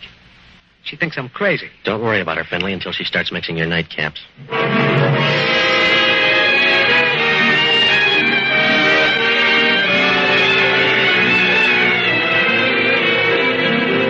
For $50 a day, I'll chase anybody's dream. Because with that kind of dough, you're rich enough to run down a couple of your own. When Finley left, I called the bank and found out his check had solid backing. So I went down to Lofty's and I put out some feelers on Pete Sutro. It didn't take long before one of the boys came up with the lead. A couple of other people were looking for Sutro, too. One was a guy named Marty Kane. The other was a torch singer named Evelyn Day. The word was that Sutro and Evelyn used to trade mash notes in Detroit. Well, I phoned the Jade Club where Evelyn was working, but she wasn't due for an hour, so I decided to give Marty Kane first try. He was living in a motel out in the marina, so I went out. There was a sign outside that said Modern Cabins, but you knew Abe Lincoln did better in Illinois. The cabins were the size of an upper berth with enough holes to start a punch board. That didn't leave much privacy. You had more chance of keeping a secret from Madero. I asked the manager where Kane's place was, and he pointed to the end cabin. I went over and knocked on the door. Kane opened it and glared. His eyes were the color of Saturday night on a week-old jag, and he was so chunky you figured he'd be harder to move than an icebox through a basement window. Who are you? My name's Madero, Johnny Madero. Don't rhyme with anything. What are you looking for? A guy named Pete Sutro. I hear you got the same idea. So you got ears. I'll invite you in. Yeah, I can't turn you down. Yeah, that's what everybody says about this gun. Now sit down, you get me nervous. Put away the gun and we'll both be calm, huh? After you tell me what you know about Sutro. I'm tracking down a dream. Yours? A client's. You sound anxious. What's your pitch? A wild one. Just say he owes me some dough and I need it bad now. You got the muscles. Take in laundry. I'll put you through the ringer first. I want to lead on Sutro. Yeah, we both do, but I'm not going down on my knees. Get up, Madero. I don't want to make a liar out of you again. Yeah, you're tough, Kane. I'll bet you got your dandruff scared stiff. Yeah, and I'll start on yours now. What's Sutro to you? $50 a day. A guy named Nat Finley hired me to track him down. Does that make you happy? No, just ambitious. Who's Nat Finley? He came in and paid me to find Sutro. He said the name was giving him nightmares. Sounds like a bedtime story, Madero. Well, if you don't like it, jazz it up. It's the truth. I read the wrong papers. Give me another version. All right, if you don't believe me, Kane, make up your own. Here's Finley's check. Can you read? If you'll help me with the big words. Give it here. Nat Finley. Yeah, Nat Finley. You weren't lying. Looks like a good check. I'll take a chance. I'll cash it for you. It's giving you ideas, huh? Yeah, and the first one's about you. Now, here's your dough, Madero. Now, get out. Get out quick. Oh, you're too good to me, Kane. Suppose the check bounces. It won't, Madero, because I ain't going to cash it.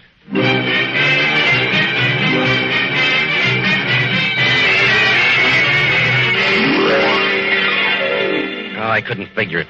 Kane looked at the check and smiled like a guy who just learned all about the atom bomb. I walked out, and the only thing I knew for sure was the demand for Pete Sutro was big enough to start a business boom. I headed back to my apartment to see how much lip I could bring down with an ice bag and a little pressure. When I got there, the door was open and the light was on. Inside, things looked even brighter. The brunette was draped over the couch like she paid the first installment on it. She was about 25, with a pair of legs that would have made a silkworm turn over and write a fan letter. She wore a tan business suit, and the way it was rumpled up, you knew office hours were over. When she saw me, she began to vibrate like an alarm clock at 6 a.m. Good evening. I won't argue, but you got the wrong room. Will I regret it? I don't know you that well. You'll catch up with the crowd. My name is Sheila. I'm Nat Finley's wife. You should be somebody's wife. It cuts down on the risk. I want to talk to you. Go ahead. I'll try not to stare. Let's have a drink first, Mr. Madero. Maybe it will cloud your vision. Yeah, and the issue, too, huh? You serve strong stuff, Mr. Madero. Soda? I'm all charged up now, lady. What's on your mind? I have a problem. Maybe you can help me. Maybe it's too late. I'm listening. It's about my husband, Nat. He tries, but he can't hide much from me.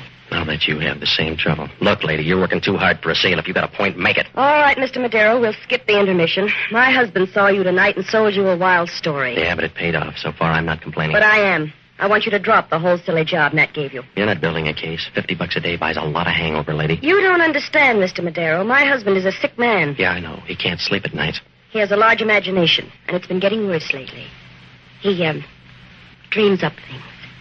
Sometimes I think he's a little crazy. Maybe it's a hobby. He can afford it. There are some things even he can't afford. Yeah, like finding Pete Sutro. That's right, Mr. Madero.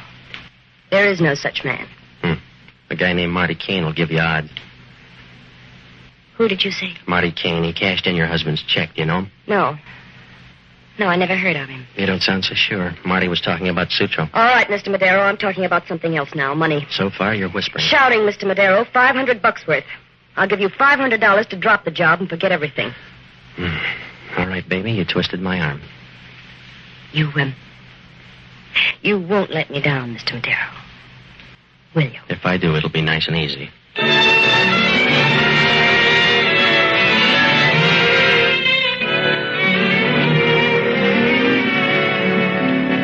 Finley had the kind of a wife you mate with a panther. She picked up her purse and peeled off 500 fish. She wasn't talking anymore, and when she swayed out, you wondered how much night practice she'd given that rumba. Well, I was all washed up with the Finleys, and it felt good already. So did the dough. I felt like a guy whose name was just picked in a chain letter. My mind was free for the better things of life. So I called up a girl out on Van Ness and told her to meet me at the Regent Bowling Alley. I got there before she did, so I started warming up the alley. A few minutes later, it got a lot warmer because Inspector Warcheck of San Francisco Homicide began spoiling my game. Hello, Madero. It was a nice strike. You're in the wrong kind of alley, Warcheck. What do you want? Some pointers? You got time? No. I can see how you hold a bowling ball. Now show me how you hold a gun, huh? All right, Warcheck. What's on your mind? I was on Marty Kane's. A guy named Pete Sutro. He owed Kane some money. And you paid off? I paid him a visit. We had something in common. And you must have bored him to death. Kane couldn't quite stand a couple of slugs in his forehead, so he quit. Well, what do you want me to do, Warcheck? Break the news to his wife? No. Just tell me about the argument you had. It was a monologue. Kane wanted to know where Sutro was hiding. I only knew one answer, so he did all the talking. Oh, you should have said please. It's not polite to interrupt a guy with a gun. Look, Warcheck, what makes me the blue plate special? The motel manager, he said you go into Kane's room, and then he heard a struggle, and then later on he heard a shot. Did he hear who won the fourth? Listen, copper, a guy named Nat Finley hired me to find out who Pete Sutro was. The name was playing tag in his brain all week, and he wanted to know why. Yeah, does that sound like a story? Check with Finley. He's the guy who made it up. What if he lets you down? And work on his wife. She's not bad looking, and she paid me to drop Finley's account. I'll check both your alibis, Madero. In the meantime, I want to line you up. While you're making the rounds, look up a gal named Evelyn Day. She knew Sutro, too. Go ahead. Run the police force. Tell me what to ask her. Forget it, Warcheck. You're not the type.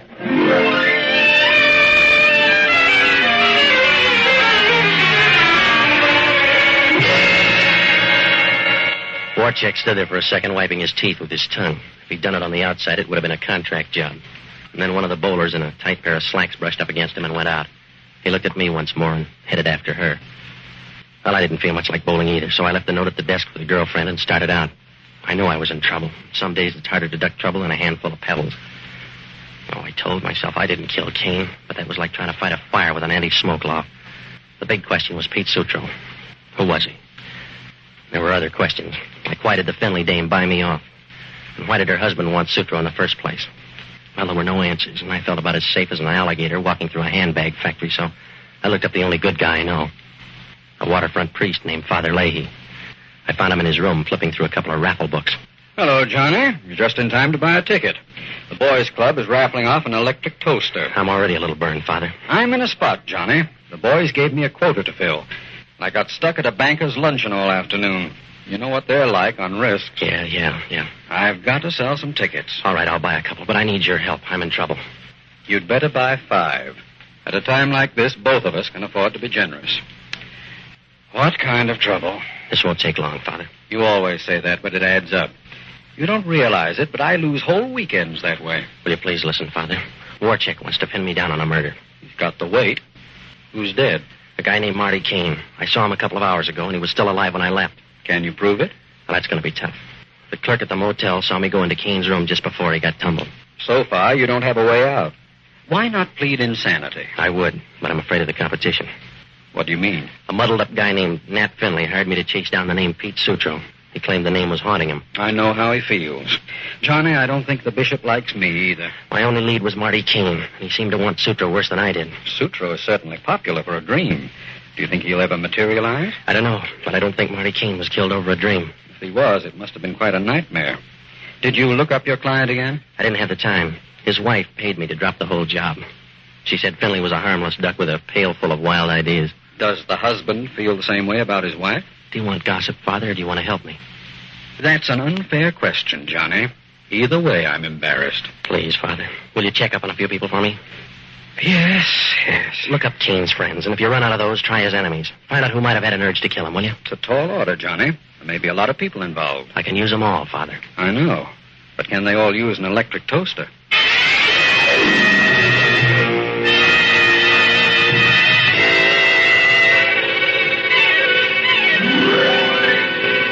When I left Father Leahy, I knew I still had one base to tag. It was Sutro's ex-flame, a doll named Evelyn Day. I drove down to Eddy Street, and I parked near the Jade Club.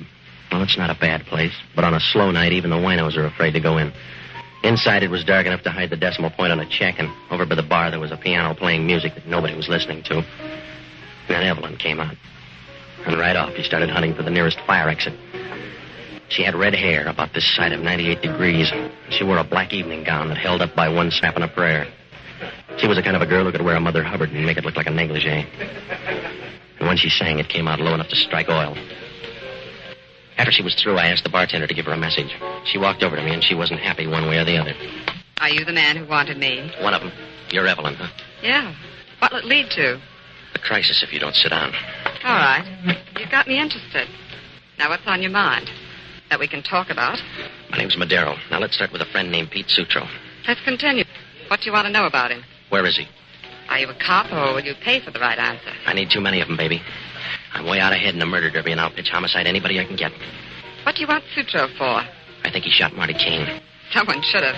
But you're betting on the wrong horse. You're prejudiced. Sutro was your boyfriend. That's right. He was my boyfriend. But I haven't seen him lately. All right, then. What was the last thing you did with him? I'll read my diary to you someday. Now, look, baby, you got a choice. I'm going to rough you up or let the pros do it. Let go of my arm, Madero. Or I'll call a bouncer. Call Sutro. Now, start talking before I bruise you up good. Slow down, Madero. You're out of my weight class. Yeah. I'll tell you what you want to know. Should I take notes, or is this going to be quick? I don't know. Depends on how sentimental I get. That's all right. I got a handkerchief. Okay, I'll tell you. I used to be Pete Sutro's girl in Detroit. Then one day he skipped out and left me hanging on the vine. Don't worry, baby. You haven't withered yet.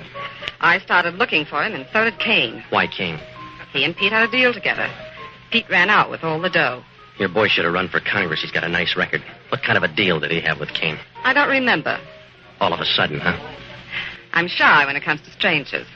Let's just end it by saying Pete disappeared. Let's say you're dummying up. I love Pete, and I wouldn't want anything to happen to him. Do you carry a picture with that torch, baby? Sure. Want to see? Here's a snapshot of Pete in my locket. Do you know him? Not this season, no.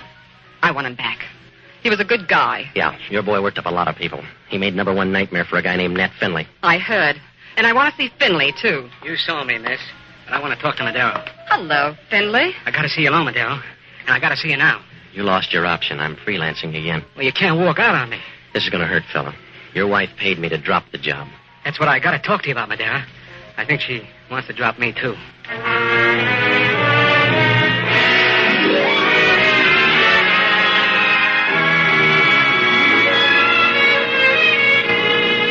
Finley grabbed me by the arm, and you could tell he was scared. His jaw was shut tighter than a wall safe, and his Adam's apple rode up and down like a yo-yo. Evelyn wanted to compare notes with him on Sutro, but right now Finley was as friendly as a no-limit poker game. He hustled me out of the Jade and into a waiting cab. He wouldn't say anything because of the driver. So he sat in one corner, rubbing his hands and looking straight ahead. When we got to the office, Finley paid the bill, and we went up the ramp. Inside, he had a little trouble getting started, like a big family leaving on a picnic. And then he got his voice. I'm in a bad spot, Madero. I need help. Have you tried classified? I'm trying you. I tell you, my wife's out to get me. She keeps telling me I'm crazy. She's trying to talk me into it. A lot of wives feel that way, Finley. She'll get over it. Yeah? Well, I'm Madero. She's trying to send me to an asylum. She and Sutro. You got enough worries to start a peace conference. What brings Sutro back into the headlines? I found a letter in Sheila's purse. Kane wanted $10,000 from Sheila to keep quiet about Sutro. All right, quit crowding me with ghosts. So your wife had a past. And she and Sutro have a future unless you help me. Help me, I tell you. I tell you, Sutro's behind the whole thing. He and my wife must know each other, and they're trying to get rid of me. You're getting a complex, Finley. Slow down. Well, you gotta help me. Well, who's gonna help me? I got a murder rap to beat. Oh, but I'll clear you, Madero. I'll clear you if you help me now. You couldn't clear your own throat in an empty tunnel. What makes you 8 feet tall? This gun in my hand. Oh, stop pointing it, fella. You're too nervous to aim. Well, you don't understand, Madero. I'm not pointing it at you. I'm giving it to you. This is the gun that killed Kane. You were there when it happened? No, but either my wife or Sutro was. When did you dream that up? An hour ago. I found it in my wife's closet. 2 slugs are missing, and I got a feeling it killed Kane. Send it to homicide. They'll let you know who did it by return mail. I can't, Madero. I can't just yet. I don't know whether Sheila or Sutro did it. I got a feeling inside. You've got to find Sutro, or he'll end up killing me yet. That's a prediction? Wait a minute. Someone's coming down the hall. Hide the gun, Madero. They're after me now. Yeah. They got the light fuse. Lay low. They're aiming for something bigger. What are you going to do, Madero? Just waiting for something to happen. Ooh! Madero. Madero. I guess it happened.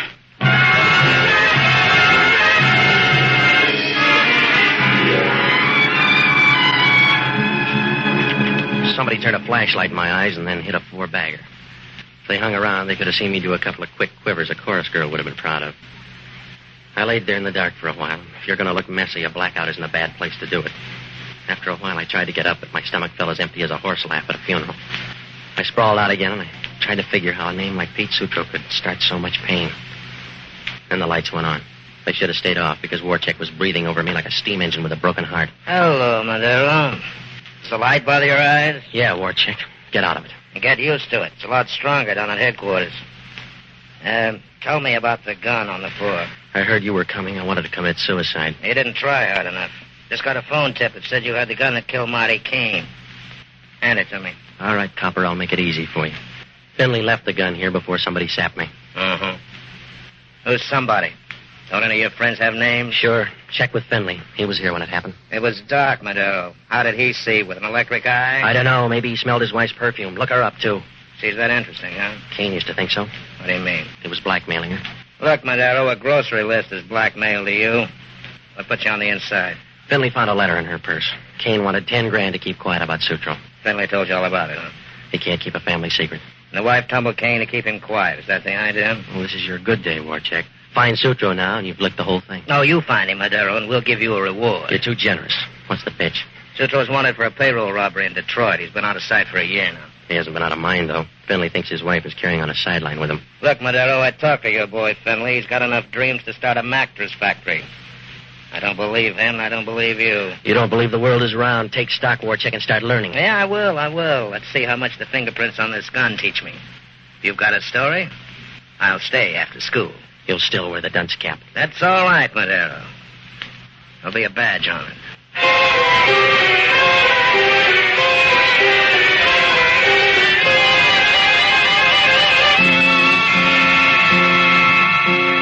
Warcheck wrapped the gun up in a handkerchief, and if it killed Marty Kane, I might as well start writing letters to the governor. The gun was a plant, but I had about as much chance of selling that to Warcheck as a pair of short pants to a reform school. Warcheck stood there and smiled, and then he walked out. There were a lot of questions again, like who sapped me, and did Finley really have a story? The more I thought about it, the more snarled it got. And then the phone rang. Yeah. Hello, Johnny. This is Father Leahy. Are you still free? Yeah, but I'm breathing hard. How'd you make out? Fine, Johnny. I sold 10 raffle tickets. What'd you find out? Warcheck just got a teletype. Sutro pulled a payroll robbery in Detroit. They think Marty Kane helped him. Well, that figures. What else? Sutro and the dough are supposed to be somewhere in town. Yeah, even the bloodhounds are worried. How does Sheila figure? She and a girl named Evelyn were both in love with Sutro. But rumor has it that Sutro's favorite was Evelyn. What about Finley? Sheila must have got tired of sharecropping, so she settled for Finley.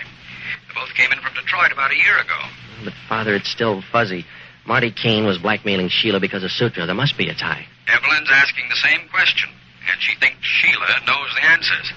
She's on her way to the Finley place for a showdown. Thanks, Father. I'll tag along and grab a seat on the sidelines. It'll be a free-for-all if those two girls tangle. Don't worry, Father. They won't get in my hair. Don't be too sure. Samson had trouble with one girl.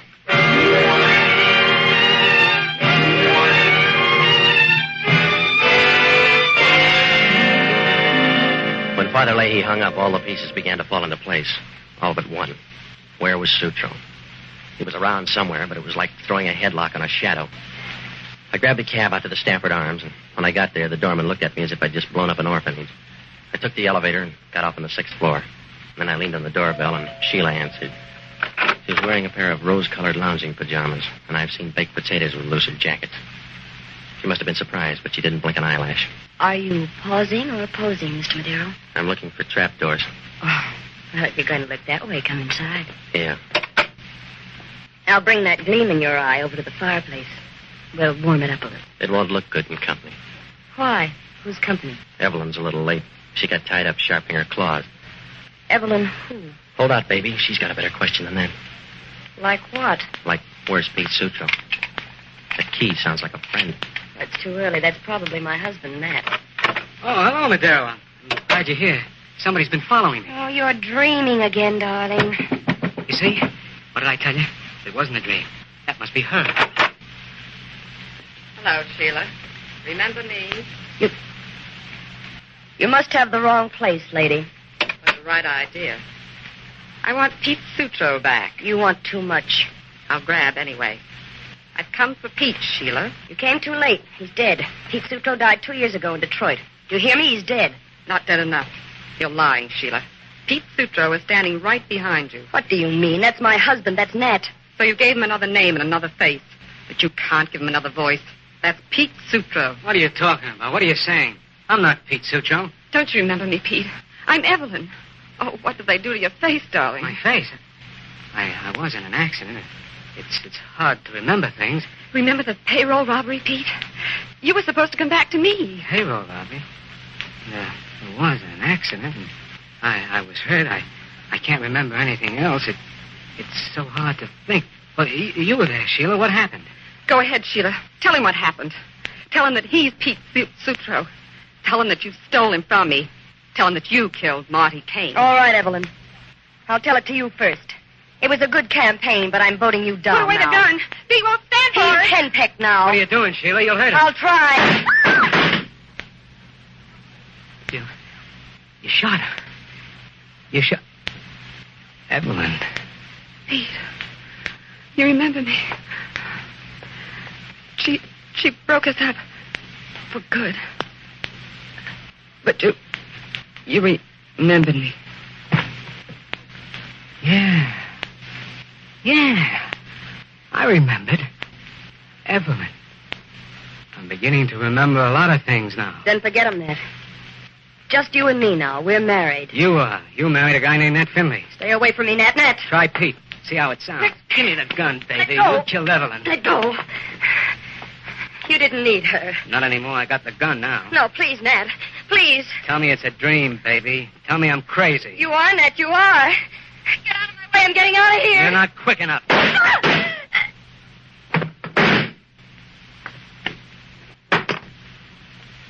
The gun's empty now. Yeah. So's everything. I'm tired, Madero.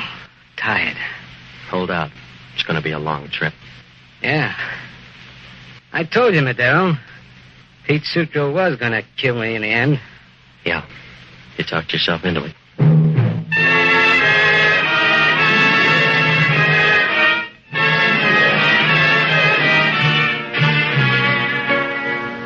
Warcheck got the whole story the next morning. Seems that Sutro and Keene were in a big robbery in Detroit. The plan was for Sutro to carry all the dough and meet Keene and Evelyn at their hideout. But Sutro got smashed up in an auto accident and never made it. Sutro's face had to be remodeled, and when he lost his memory, Sheila made her pitch. She promoted a wedding and cut herself in on half the stolen cash. Changed his name to Nat Finley and brought him out to San Francisco. Keene and Evelyn got wind that Sutro had taken off for the coast, so they followed. They couldn't find him, and for a year, Sheila and Sutro got along without a hitch. And then Sutro began hearing his real name in his own mind, and before Sheila could do anything, I'd already shown her husband's check to Kane. He recognized Sutro's handwriting right away, and so he started to blackmail Sheila. He didn't make any yardage because Sheila stopped him with a .38. And then she tried to convince her husband that he was crazy. Evelyn won in the last round when she recognized Sutro's voice at the Jade. Turned out that Sutro had been chasing himself until he caught himself. Well, Warchek asked only one question. How can a guy forget his own name? I don't know. A lot of hotels would like to know that, too.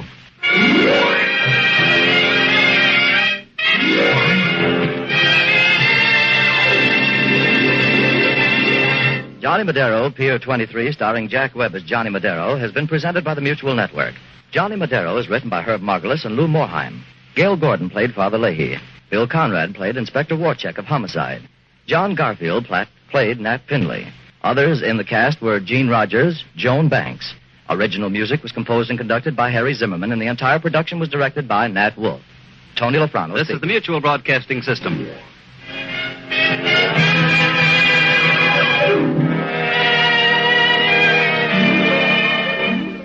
78 years ago, June 23rd, 1947, Johnny Madero, Pier 23 here on Classic Radio Theater with Wyatt Cox. And coming up next, Barton Yarborough stars in an episode of Escape.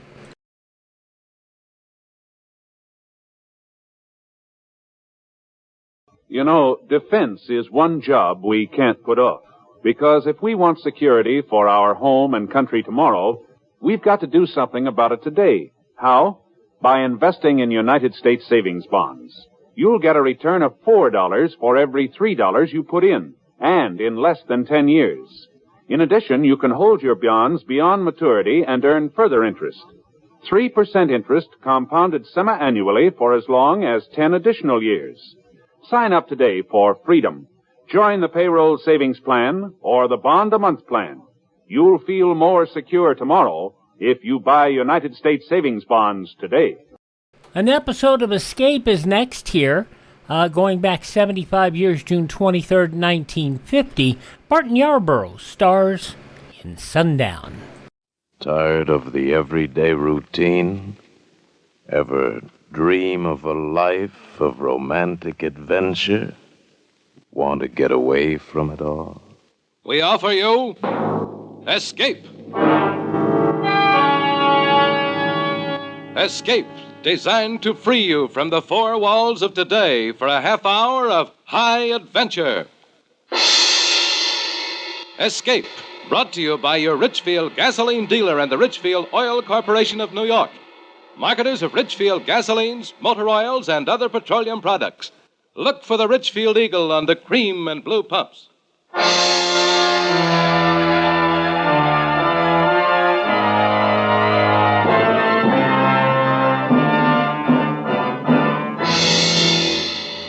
Tonight, we escape to the Old West in the story of a boy who never owned anything but a gun. As Joel Murcott tells it in his exciting tale, Sundown.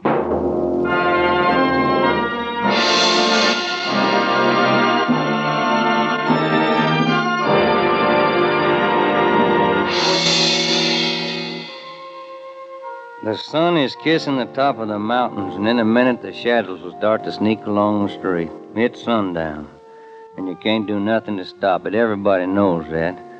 That's why the town looks like a ghost town. Not a horse nor a rider in sight, not even a tumbleweed. Oh, there's folks around, all right, looking out from door cracks and windows. And now the street ain't empty no more. Here's what they've been waiting for. There's Kirby Hunsaker coming out of the saloon at one end of the town, and there's Ben Ford coming from a liver stable at the other end. Both of them walking towards each other slow, right hands hanging like claws, an inch from the gun holsters. In a minute, one of them will be dead. Kirby Hunsaker or Ben Ford. Little Ben. Nothing but a baby when I picked him up off of the desert 15 years ago. Hold up a minute, Sam. What is it? Over there, a dried-out hole, see it? Yeah, looks like a man. Let's have a look. Yeah, it's a man right enough, or what's left of him. Oh, he's come a long way for water. Come to the wrong place. Give me a hand with him. You alive? I don't know. Yeah, he's alive. Can't he? Here, friend. Swig this. You better hold it to him. Huh? Son's got his eyes. He's blind. Oh. Drink it. Drink just a little bit of it. It ain't gonna help him much. Burn clean through. Yeah. That better? Thanks. My wife and my kid. Yeah, where they at? Back there. Where I left the wagon. Animals died. I came for water. Better give him some more, Dan. No, he don't need it no more. All we can do is find his wife and kid, if there's anything left to find.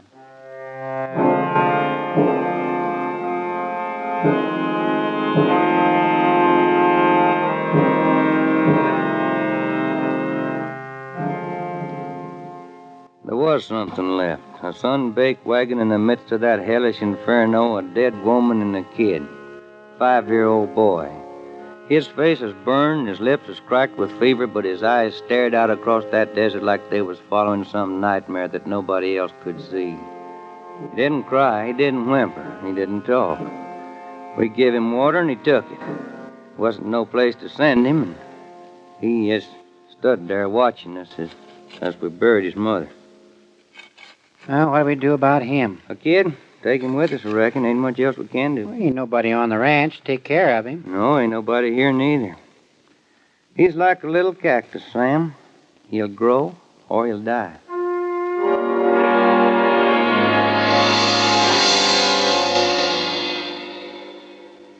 He grew. Big, raw-boned kid, and by the time he was 12, he could handle a man's work. And I had a feeling for him, a feeling like he was my own. A feeling that could make me hurt when I looked at him. Dan? Yeah, Ben? Do I have any money? Well, yeah, I reckon you have. You work for your keep. How much do I have, Dan? Well, now, I don't know. It takes some figuring. But this is your home, boy. Everything that's here is yours. Do I have enough to buy a horse? Why, I reckon so. Then I want my own horse. See. All right, boy. Take your pick. That 3-year-old black with a star on his face. I want him. All right. You just bought yourself a horse.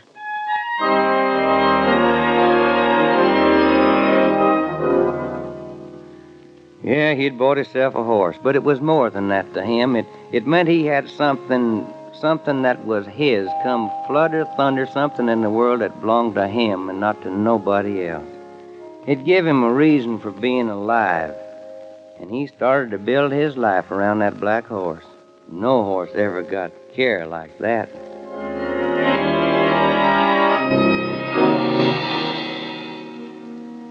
Ben had had the horse for almost a year when Kirby Hunsaker came. He rode in one afternoon while me and Sam was down at the corral. Ben was in town with a buckboard picking up supplies when Hunsaker rode in, just pounding leather. Whoa, boy. Whoa. Howdy. Howdy. Your horse looks like he could use a rest, stranger. Need shoeing. He'd be all right. I'll trade him and cash for a fresh horse. Ain't nobody gonna ride a horse of mine that way. Maybe you didn't hear me. I said I'm going to trade him. That means I'm going to trade him. My name's Kirby Hunsaker.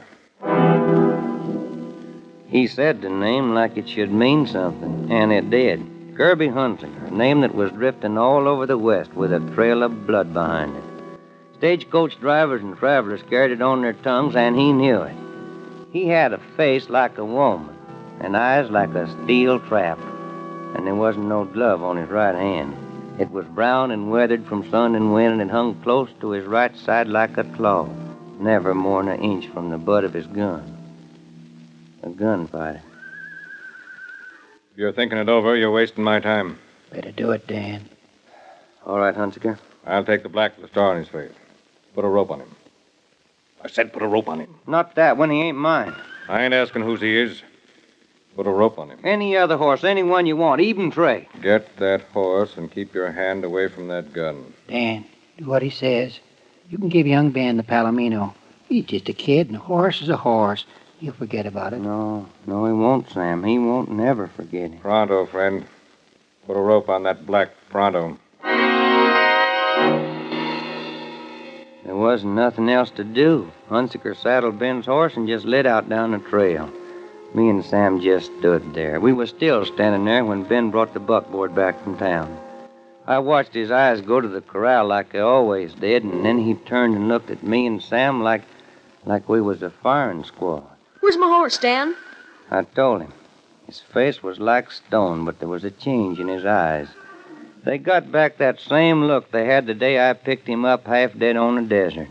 Lost and robbed and helpless. You let him take my horse. Well, that Palomino's worth twice as much, boy. Not to me, Dan. The Palomino ain't mine. Yes, he is. 'Cause I'm giving him to you. I don't want him.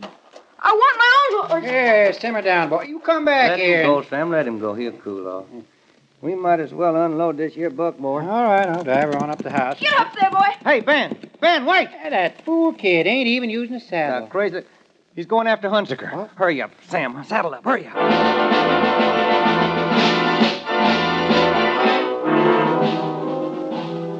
He was riding hard and light, and we was distant before we even got started. But we followed the cloud of dust that trailed after him.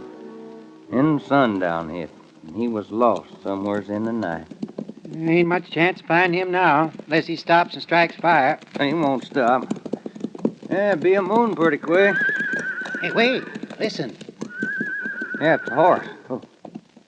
Must be over at the edge of that ridge. Hey, let's take a look. Hey, it's a horse, all right. Looks like the roan the kid was riding. Something else there, too, on the ground. We rode up. There was another horse on the ground. And in the light of the moon, I could see the white star on its black face. Ben was sitting on the ground beside it. A few feet away was the body of a man. I rolled it over face up. It was an Indian. There was a bullet hole in his head. What happened, Ben? I don't know. This is the way I found him. What's wrong with Star, Ben? His leg's broken. Oh, I must have stepped in the chuck hole. Yeah. Then the Indian come by and Hunsaker gave him a bullet in exchange for his horse. Huh? Tracks in the dirt there. It's a good thing the boy didn't catch up with him. Yeah, it is. That's a bad break he's got there, boy. I know. Ain't nothing you can do for him. I know. Well, now, why don't you just ride on back to the ranch of Sam? Yeah. I'll stay here for a while and catch up with you later. You don't have to do that. Lend me your gun. Oh, now, look, boy, let's ride off, you and me. No. He's my horse, Dan, and I've got the right to shoot him. Yeah, Ben, I reckon you have. Here's my gun.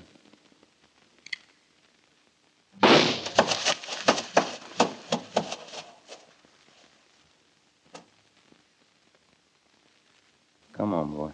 I'm coming. Well, me and Sam will walk off a little ways, Ben. Give you a chance to just bawl if you want to. Get it off of your chest. I'm ready to ride with you. I ain't gonna cry, Dan.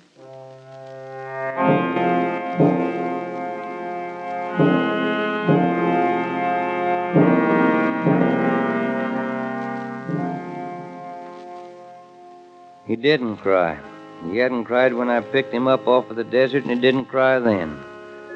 But the tears was inside of him someplace where they couldn't get out. Never showed in his eyes, though. Something else showed there instead. It was hate. A hate like a pure white flame. I could see it burning there when we got back to the ranch that night. What'd you say his name was, Dan? Oh, who's that? Whose name? The man who took Star. Oh, Hannigan, I think. Yeah, Jim Hannigan. If that isn't what you said before, Dan, I want to know. Hunsaker. Kirby Hunsaker. You better go in and get some sleep, boy. Ben, you can have your pick of anything in the corral. I don't want another horse. Well, when you see something that you do want, you just holler it's yours. That's a promise. Anything, Dan? Anything. All right, then. I'll take your gun. My gun? You promised, Dan. I promise. Here. It's yours. Good night, Dan. Good night, Ben.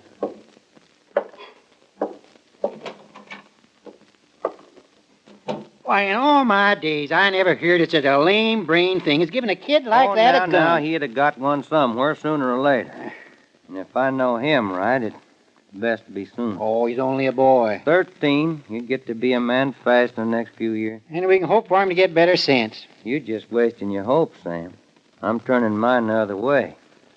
I'm hoping that Kirby Hunsaker don't never come back here.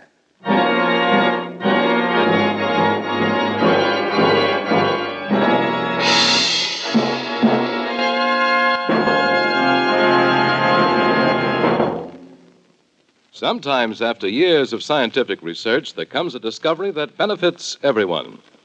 Xylene is that kind of discovery. Xylene is a super gasoline component with one of the highest anti-knock ratings known to science.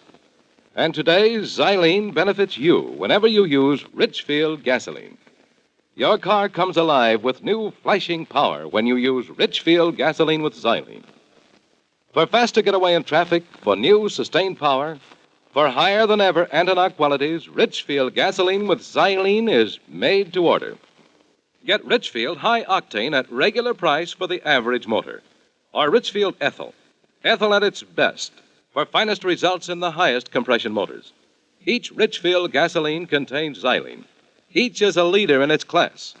Tomorrow, get a tank full of Richfield gasoline with Xylene. Test it against the gasoline you're now using. Feel that Xylene zip. Stop where you see the Richfield Eagle on the cream and blue pumps for Richfield gasoline with Xylene. And now we return you to Escape.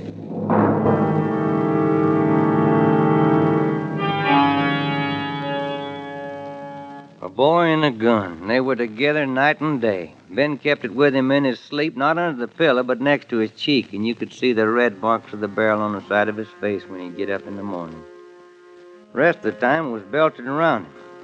And when he wasn't working, he'd go off alone into the hills for target practice, and the target he used was an Express Company reward poster for Kirby Hunsaker. After the shots were all hitting the target, hitting close and fast, he stopped firing and was off on something else, the draw. I'd catch him at it in the house or the barn, wherever he thought he was alone. He started to wear his belt different, too, with the gun holster tied low on his right hip and his right hand hung by his side like a claw. And it got more claw-like with the passing years. The rest of him had changed, too. He wasn't a boy no more. He was a man.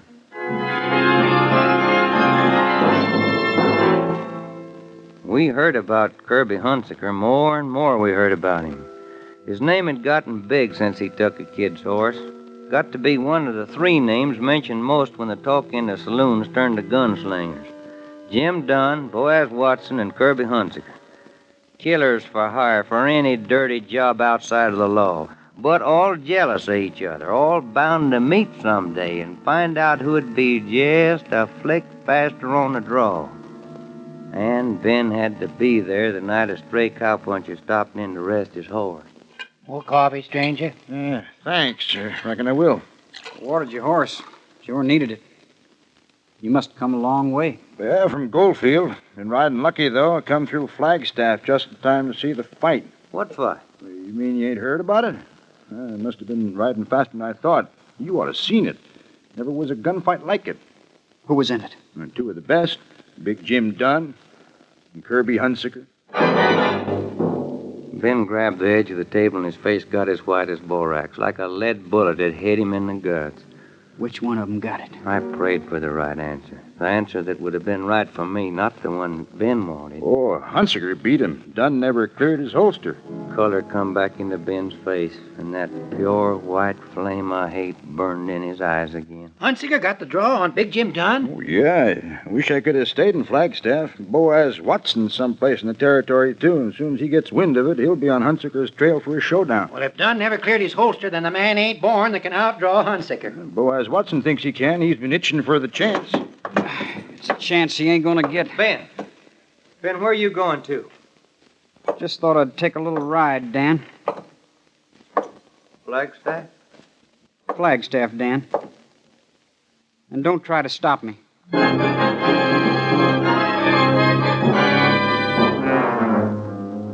Trying to stop him would have been like trying to stop an avalanche, but he couldn't stop me from following neither. He rode day and night, trading mounts on the way, and I was an hour behind him when he reached Flagstaff on the third morning of his ride and started his hunt. He tried the hotel, the express office, and one by one the saloons, asking the questions and seeing faces go blank. He was easy to find when I got to town. He left a trail of questions behind him, and I found him in the last saloon on the street. Still asking. Did you hear what I asked you, bartender? Yeah, I heard. Well, how should I know? Does he ever come in here? Well, I just serve drinks. I don't watch who comes and goes. I'm tired of walking and I'm tired of talking. I want an answer. Well, I reckon he comes in sometimes. When? Usually about an hour from now. Good. I'll wait. Gonna buy me a drink, Ben? If that's what you came for, Dan. Been rough trailing you, boy. Men and horses ain't meant to be pushed that hard. I was in a hurry. Well, maybe we can take it easier going back. Maybe if we left right now, we could camp out someplace tonight like we used to. Ask me later, Dan. This is something I gotta do first. He wouldn't drink, and he wouldn't leave. He just stood there waiting, looking at nothing. He might have been carved out of rock. There wasn't a nerve in him. And then I heard the door swing the way it had a couple of times before, only this time it was different. The talk around the table's cut out. The bartender's hands tightened around the glass he'd been wiping. Every head in the place turned towards the door. It was Kirby Hunsaker. I knew that face. It'd grown heavier and crueler, but I knew it. He stood there in the doorway while them bear-trap eyes of his searched the room, moving first from gun belt to gun belt, flicking an extra beat on the ones that hung low, looking for the hands without gloves. Then his glance come up to face level, like a assayer examining ore. Well, him and Ben hadn't never seen each other before, but somehow they knew each other. Their eyes caught and held, like two longhorns locked together. I hear somebody's looking for me. In case anybody don't know me, name's Kirby Hunsaker. I'm looking for you. Speak your piece. A long time ago, when I couldn't do anything about it, you stole a horse from me.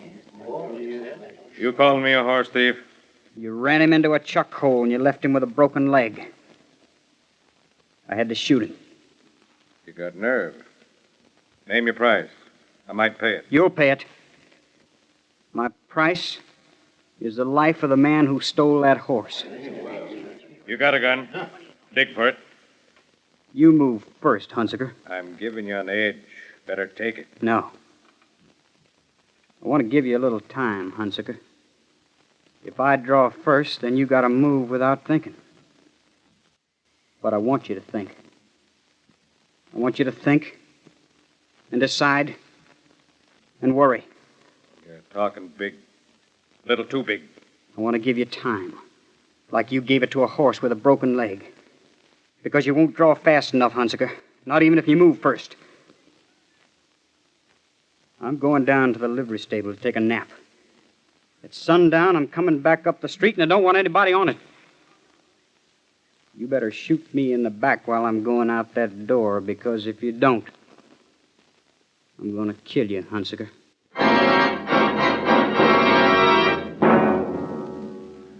The flame was in Hunsaker's eyes, too.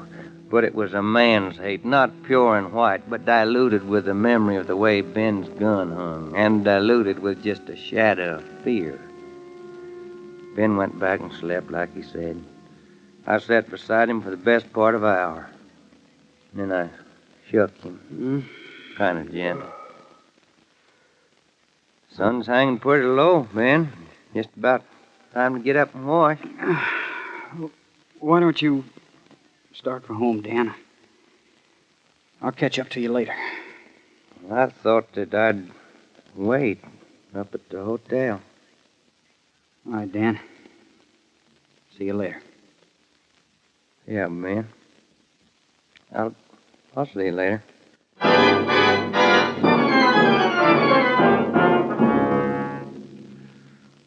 So here I am, in the window of the hotel, and yonder he is in the street, him and Kirby Hunsaker, walking towards each other. And the town is so quiet you can hear their steps on the boardwalk.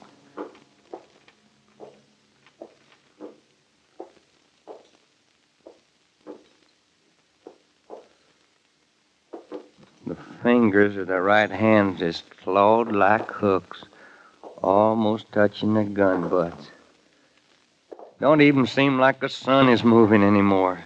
Like even the shadows is glued there on the ground waiting for one of them hands to move.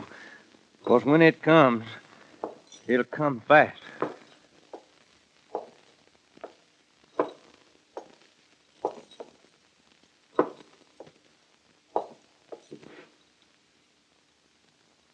Better dig, Hunsaker.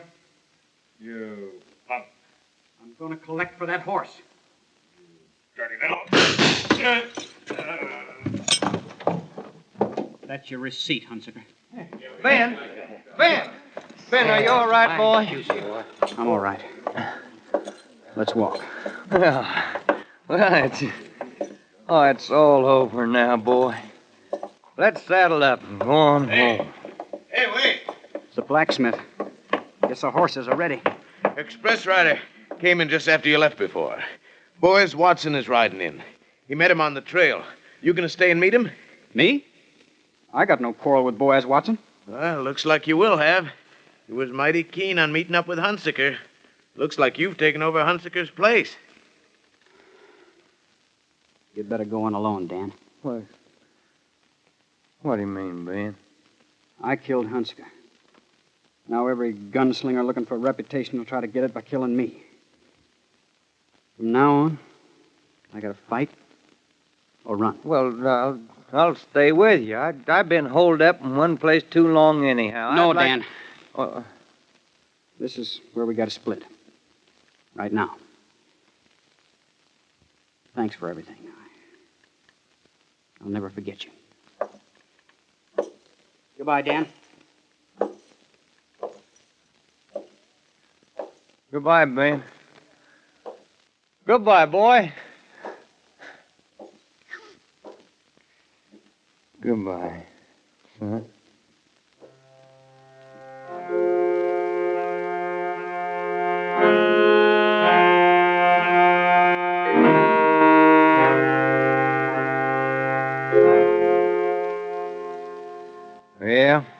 Yeah, he's a gunfighter now. The gunslinging madman will see to that. But he won't never be an outlaw like Kirby Hunsaker or Boaz Watson or Jim Dunn. He kill if they force him to it. But ain't nobody never gonna buy his gun for killing. 'Cause he's got to own something. Desert took his family. I couldn't make up for him. Kirby Hunsaker took his horse, and he'll never really own another one. But there's one thing he's got in this world. That gun. That gun is his. He owns it.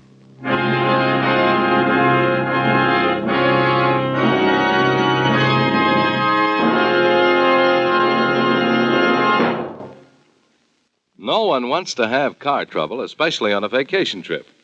But sometimes we forget that faulty or neglected lubrication can cause wear and breakdown in any car. To keep trouble away, see the Richfield gasoline dealer tomorrow. Get all-point protection against summer wear and breakdown with Richfield All-Point Safety Service. This service gives your car the extra protection of new Rich Lube lithium lubricant, the premium lubricant that's better always. And Richfield All-Point Safety Service also includes all-point lubrication of your chassis, transmission, differential, and wheel bearings. And to protect your motor in hot summer driving, the Richfield dealer puts in fresh, clean, Rich Lube all-weather motor oil. The Pennsylvania premium grade oil that cleans as it lubricates. But that's not all. As a final precaution, the Richfield dealer makes a safety check of your battery, tires, spark plugs, and radiator. So tomorrow, stop where you see the Richfield Eagle and the cream and blue pumps. Protect your car with Richfield All-Point Safety Service. Escape is produced and directed by William N. Robeson, and tonight has presented Sundown by Joel Murcott. Featured in the cast were Barton Yarborough as Dan, Sam Edwards as Ben, Will Gear as Sam, Ted Osborne as Hunsaker, John Ramsey Hill as young Ben, and also heard were Paul Freese and John Daner. Special music arranged and played by Ivan Ditmars. Next week. You are trapped on a dwindling sandbar amid the rushing waters of a South American jungle river. Night is coming, and with it hordes of Amazonian vampire bats. The river surrounding you teems with ferocious piranha, the cannibal fish, from whom there is no escape.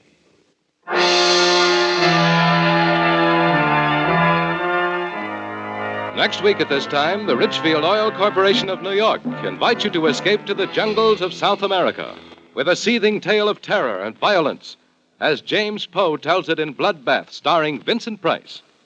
Goodbye, then, until this same time next week, when once again we offer you Escape. Tom Hanlon speaking. This is CBS, the Columbia Broadcasting System.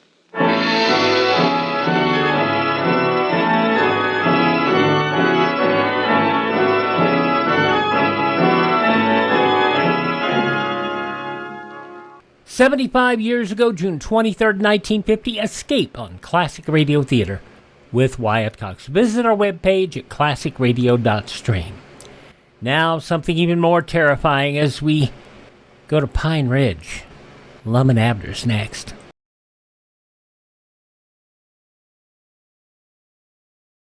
How many people are there in a crowd of 10 million? Do you have any picture in your mind, or is that figure too overwhelming? Well, 10 million is more people than there are in Chicago, Philadelphia, and Los Angeles combined. And that's how many men, women, and children in our country are suffering from some form of mental illness. Yes, 10 million. Among that 10 million, maybe there's someone you know, a neighbor, friend, or a relative. So you see, mental illness is a problem that concerns us all.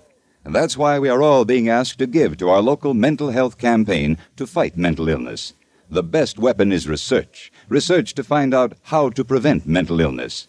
Your doctors can be helped by your dollars. They can learn enough to really lick this number one problem, mental illness. The victims of mental illness need your help desperately. Give to your local mental health campaign. Now we go to Pine Ridge, Arkansas to see what's going on at the Johnathan store with Lum and Abner. This episode 83 years ago, June 23rd, 1942. The makers of Alka-Seltzer bring you Lum and Abner.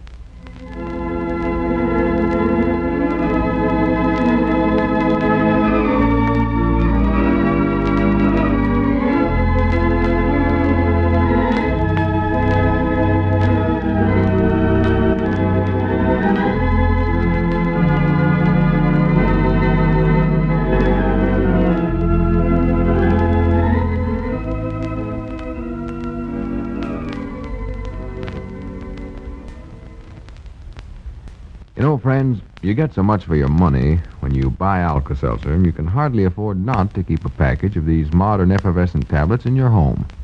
And I'll tell you why. Now, Dad, you may have a touch of acid indigestion or a sour, upset stomach now and then. A busy day on the job or working around the yard or perhaps a round of golf sometimes make your muscles pretty stiff and sore. And you, Mother, how about those occasional headaches that make you feel and perhaps even act disagreeable? Of course, the whole family is subject to the common distress of ordinary colds. You know, that dull, ache-all-over feeling a cold so often causes. Well, by keeping just one package of Alka-Seltzer tablets in your home, you're prepared for prompt, pleasant relief in any or all of these common ailments. Think what a genuine savings in money and discomfort that can mean.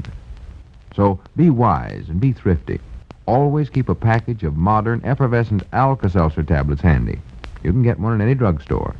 And remember, the large family size gives you 3 times the tablets for just twice the price. And now, let's see what's going on down in Pine Ridge. Well, Lum's efforts to straighten out Abner's misunderstanding with Elizabeth only served to make things worse.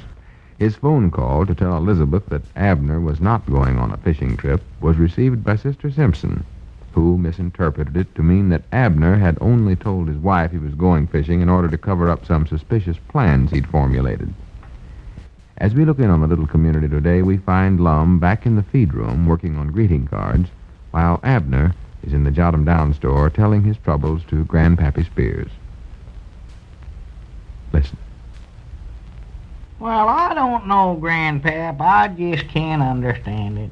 All I know is that yesterday we was going fishing. And Who was? You and Elizabeth? No, me and Lum. Or leastways I thought we was. And Lum said something about paddling his own canoe, and I figured he meant he wanted to go fishing. Natural. So I called up the place and said I wouldn't be home for supper on account of going fishing, and then I went over to Dick Huddleston's to get some tackle and stuff, and when I got back to the store, why, Elizabeth called up and told you not to go fishing, huh? No, she was all upset because she heard I weren't going. It seems that Sister Simpson give her some story about me just saying I was going fishing, but that actually I was going to do something else. Oh, something else? Yeah, something that I never want Elizabeth to know about. Oh, you mean like you going over to see some other woman or something like that? I reckon that's what she figured. Oh, sassafras. What woman would ever give you a second look, Abner? Or a first look, far as that goes? Well, that's what I tried to tell Elizabeth, but when a woman gets to crying and feeling sorrowful for herself, why, there just ain't no reasoning with her. No, you're right, Abner, they ain't. Well, where'd Sister Simpson get this idea in her head? Well, she was over visiting Elizabeth yesterday afternoon, and she claims she answered the phone and a man's voice told her that I weren't actually going fishing. A man's voice? Yeah. Didn't she know who it was? She claims not. Well, I can understand that. She never gives a feller enough time to get 3 words in edgeways so she can recognize who she is talking to. Yeah, Dad, blame it all anyway. Well, what final happened? Did you or didn't you go fishing? Why, no, I never went. I went right home, tried to cheer Elizabeth up and explain things to her, but just seemed like the more I tried to explain, why, the worse things got. Oh, no. Talking ain't no use at a time like this. No. What you got to do is get Elizabeth a nice present of some kind. Present? Yeah, that's what I always used to do with Charity again. She'd get upset over some little no-count something. Well, what kind of presents you reckon I ought to give her? Oh, I don't know. Something she likes. Let's see, what would be good? I don't know. I'd give her a chopping axe and a cook stove for Christmas. Give her some new plow handle this spring. Wait a minute. She likes cats, don't she?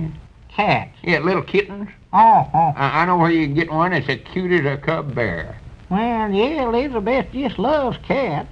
I won't never let her keep 'em around the place, so I don't care for 'em myself. Well, in that case, that's exactly the thing for you to get her then. Huh? That'll show right there how much you think of Elizabeth. Here you are, giving her something you never would let her have before. Hi, doggies, that's right, ain't it? Yes, sir, I believe you got an idea there, Grandpa. That'd more likely just tickle her to death. Why, of course it would. Whereabouts did you say I could get a little kitten? Over to Master's. Oh. It's a little black one with a white spot on its forehead. Well. Cute as anything. Call it Annabelle, I believe. Annabelle? Yeah. Well, do you reckon that Grandma Masters will sell it to me? Oh, she'll give it to you. She wants to get shut of it. She does, huh? Yeah, she's got more cats over there than she can take care of anyway. Well. If I was you, I'd go right over and get it, Abner. All right, doggies, that's just what I'm going to do right now. Yes, sir. Say, would you sort of watch the store for me for a few minutes, Grandpa? Well, I've got to be getting over to the place, Abner. Well, now, here, you got to help me with this now. I won't be gone but just a little bit. I'll hurry. Hey, hurry up, then. Yeah, I will. Lum's back there in the feed room if you need him for anything. He's working on his greeting cards back there. Yeah, all right, Abner. And get the phone there. That's our ring, I believe. I'll be back quick as I can. Yeah, all right. Hello, Johnathan Store and Library. Milford Spears on the phone here. No, I said this was Milford Spears. Lum's back in the feed room, and Abner's went over to get Annabelle. Mom? Annabelle ain't a who, it's a dog. A cat. Why, it is, too. Now, listen here. I know a cat when I see one. Wait a minute. Who am I talking to here? Sister Simpson. Well, why'd you say so? Goodbye. Jimmy, that's one woman I refuse to talk to on the telephone. Hey, Lum! Lum, come here. Yeah, what is it, Grandpa? I wish you'd watch the store. I got to get on over the place. Charity's waiting for me, and I order went a long time ago. Well, run along, Grandpap. You don't need to stay here. Abner can take care of it. Or wait a minute. Whereabouts is Abner at? Oh, he went over to the master's place for a minute. He'll be back directly. Oh, well, you can go on home if you want to. I'll keep an eye on everything. Yeah, all right then, Lum. I'll see you later. So long. Yeah, so long, Grandpap. See you later. Hello, Johnathan Store and Library. L. Edwards, president of the Edwards and Gray Publishing Company. Greeting cards for every occasion speaking. Mom? Oh, Sister Simpson. Granny's, you're just the one I want to talk to.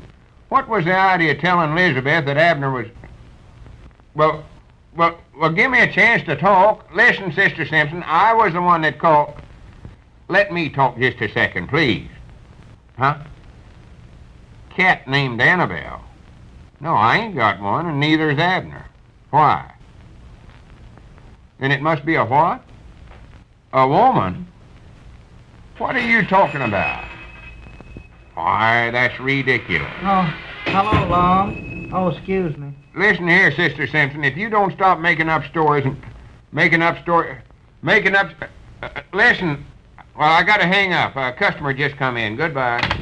Well, I'm not a customer, Lum. I'm a partner in your publishing company. Yeah, I know that, Mousy. I just had to use that for excuse to hang up. Yes, sir. Granny, someday that woman's tongue's gonna rattle itself clean out of her head, I believe. Yes, sir. She even talks more than Gussie, I believe. And the worst part of it is, with Sister Simpson, every time she opens her mouth, she gets somebody in trouble. You mean Abner? Yeah. Now she's got it to where he's going with a woman named Annabelle. Annabelle? Yeah, do you know anybody named Annabelle? Yes, sir. Annabelle May Watts. I used to know her back in Iowa, Lum. Well, I mean somebody around here by that name. She was a pretty girl, Lum. That is, after you got used to her. She didn't have a very good personality, but she had nice broad shoulders. Well, I ain't interested in what she looked like, Mousy. She had sort of buck teeth, too, but you didn't notice them when she wasn't talking, and she hardly ever talked. You know, the last time I heard from Mama, why, she said Annabelle had left town to join a softball team. Well, that's nice, but that ain't helping us any, or helping Abner, I mean. Yes, sir. Granny's, with the way things stand twixt Abner and his woman, when Sister Simpson calls up Elizabeth and starts telling her this story about Annabelle, Abner might just as well move up in the mountains and hermit himself. Well, will Sister Simpson tell Elizabeth about that? Will she tell her? Well, she'll go over there and draw pictures of it. She'll shout it from the housetops. If she could drive a airplane, Granny, she'd go up in the air and write it with skywriting. Oh, gee. Where could she have gotten such an idea, Lum? I don't know. With an imagination like that woman's got, there ain't no telling where... Wait a minute. Wait a minute. What's the matter, Lum? Granny's, I wonder if that could be it. Wonder if what could be what? Annabelle Kearney. She used to live in Pine Ridge a long time ago, and she was sort of sweet on Abner. Yes. That was long before ever he went with Elizabeth. Well, did Abner like her? No, couldn't stand her hardly. Uh-huh. After Abner got married, she moved away to Oklahoma, but she comes back to Pine Ridge every 3 or 4 years for a visit. Yes. And I'll bound you she's visiting here now, and Sister Simpson seen her on the street and knowed Abner was having trouble with his woman, put 2 and 2 together and got 79. 79? Yeah, that's as close as that woman can get to anything. Well, what do you think that we should do about it, Lum? Well, it's just one thing to do, and that's make Sister Simpson and Elizabeth think that me and Annabelle are in love with one another. You? Yes, sir. I'll do anything to get Abner out of this mix-up. I'll even go that far. Yes, sir. Ain't no one sacrifice that's too big for a feller to make for his best friend. Oh, you're a brave man, Lum. Thank you, Mousie. Well, now, how do you go about making them think that you're in love with Annabelle, Lum? Oh, well, that's easy. Now, here's what we'll do. Get out one of them greeting cards there, one that talks about love. One of them in the slush and mush department, as Grandpap calls them. Yes, sir. Well, will one of these Valentines do here? No. Use one of them cards we wrote up for a feller to use when he's sending his sweetheart some flowers. Oh, yeah, those are dandies. I've got a new one right here in my pocket, too, Lum. I just wrote last night. I love you more than each little rose, more than any flower that grows.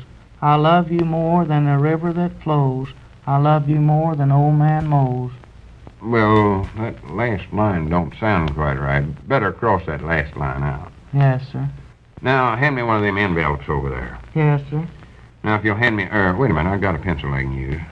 I'll write on here, to Annabelle Kearney. Yes, sir. Here's the envelope, Lum. There. Now, put the card inside, Mousie, and then I want you to take a walk. A walk? Yeah.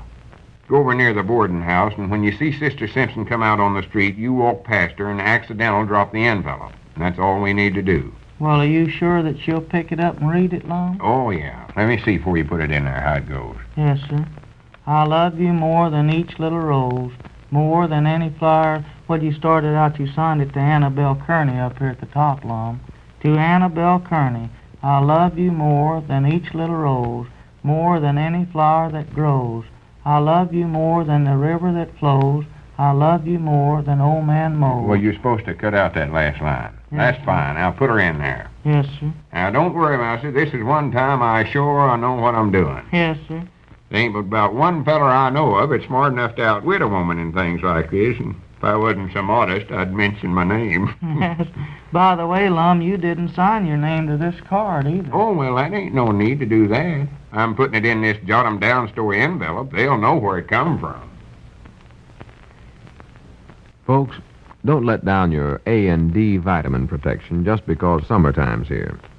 Under modern living conditions, the additional supply of A&D vitamins that you get from summer foods and sunshine may be much lower than you think, and may be too low to meet your bodily requirements. So play safe and give every member of your family one-a-day brand vitamin A&D tablets. Why one-a-day brand? Well, because each one-a-day A&D tablet is so vitamin-rich, it gives you not merely the minimum daily A&D requirements, but 25% more. Now, this means one tablet a day is all you take, and one tablet a day is all you pay for. Each one-a-day brand vitamin A&D tablet is as rich in both A and D as 1 1/2 teaspoonfuls of USP minimum cod liver oil. And what's more, one-a-day tablets are pleasant tasting. No fishy, oily taste, no aftertaste. Just think of it, all this vitamin protection in just one tablet a day. That's welcome convenience and economy, too. So when you buy A&D vitamins from your druggist, check one-a-day's unit strength against other A&D vitamin products. Then you'll see how much money you can save with one-a-day brand. And say, just to be sure you're getting the real thing, look for that big figure 1 on the yellow one-a-day package.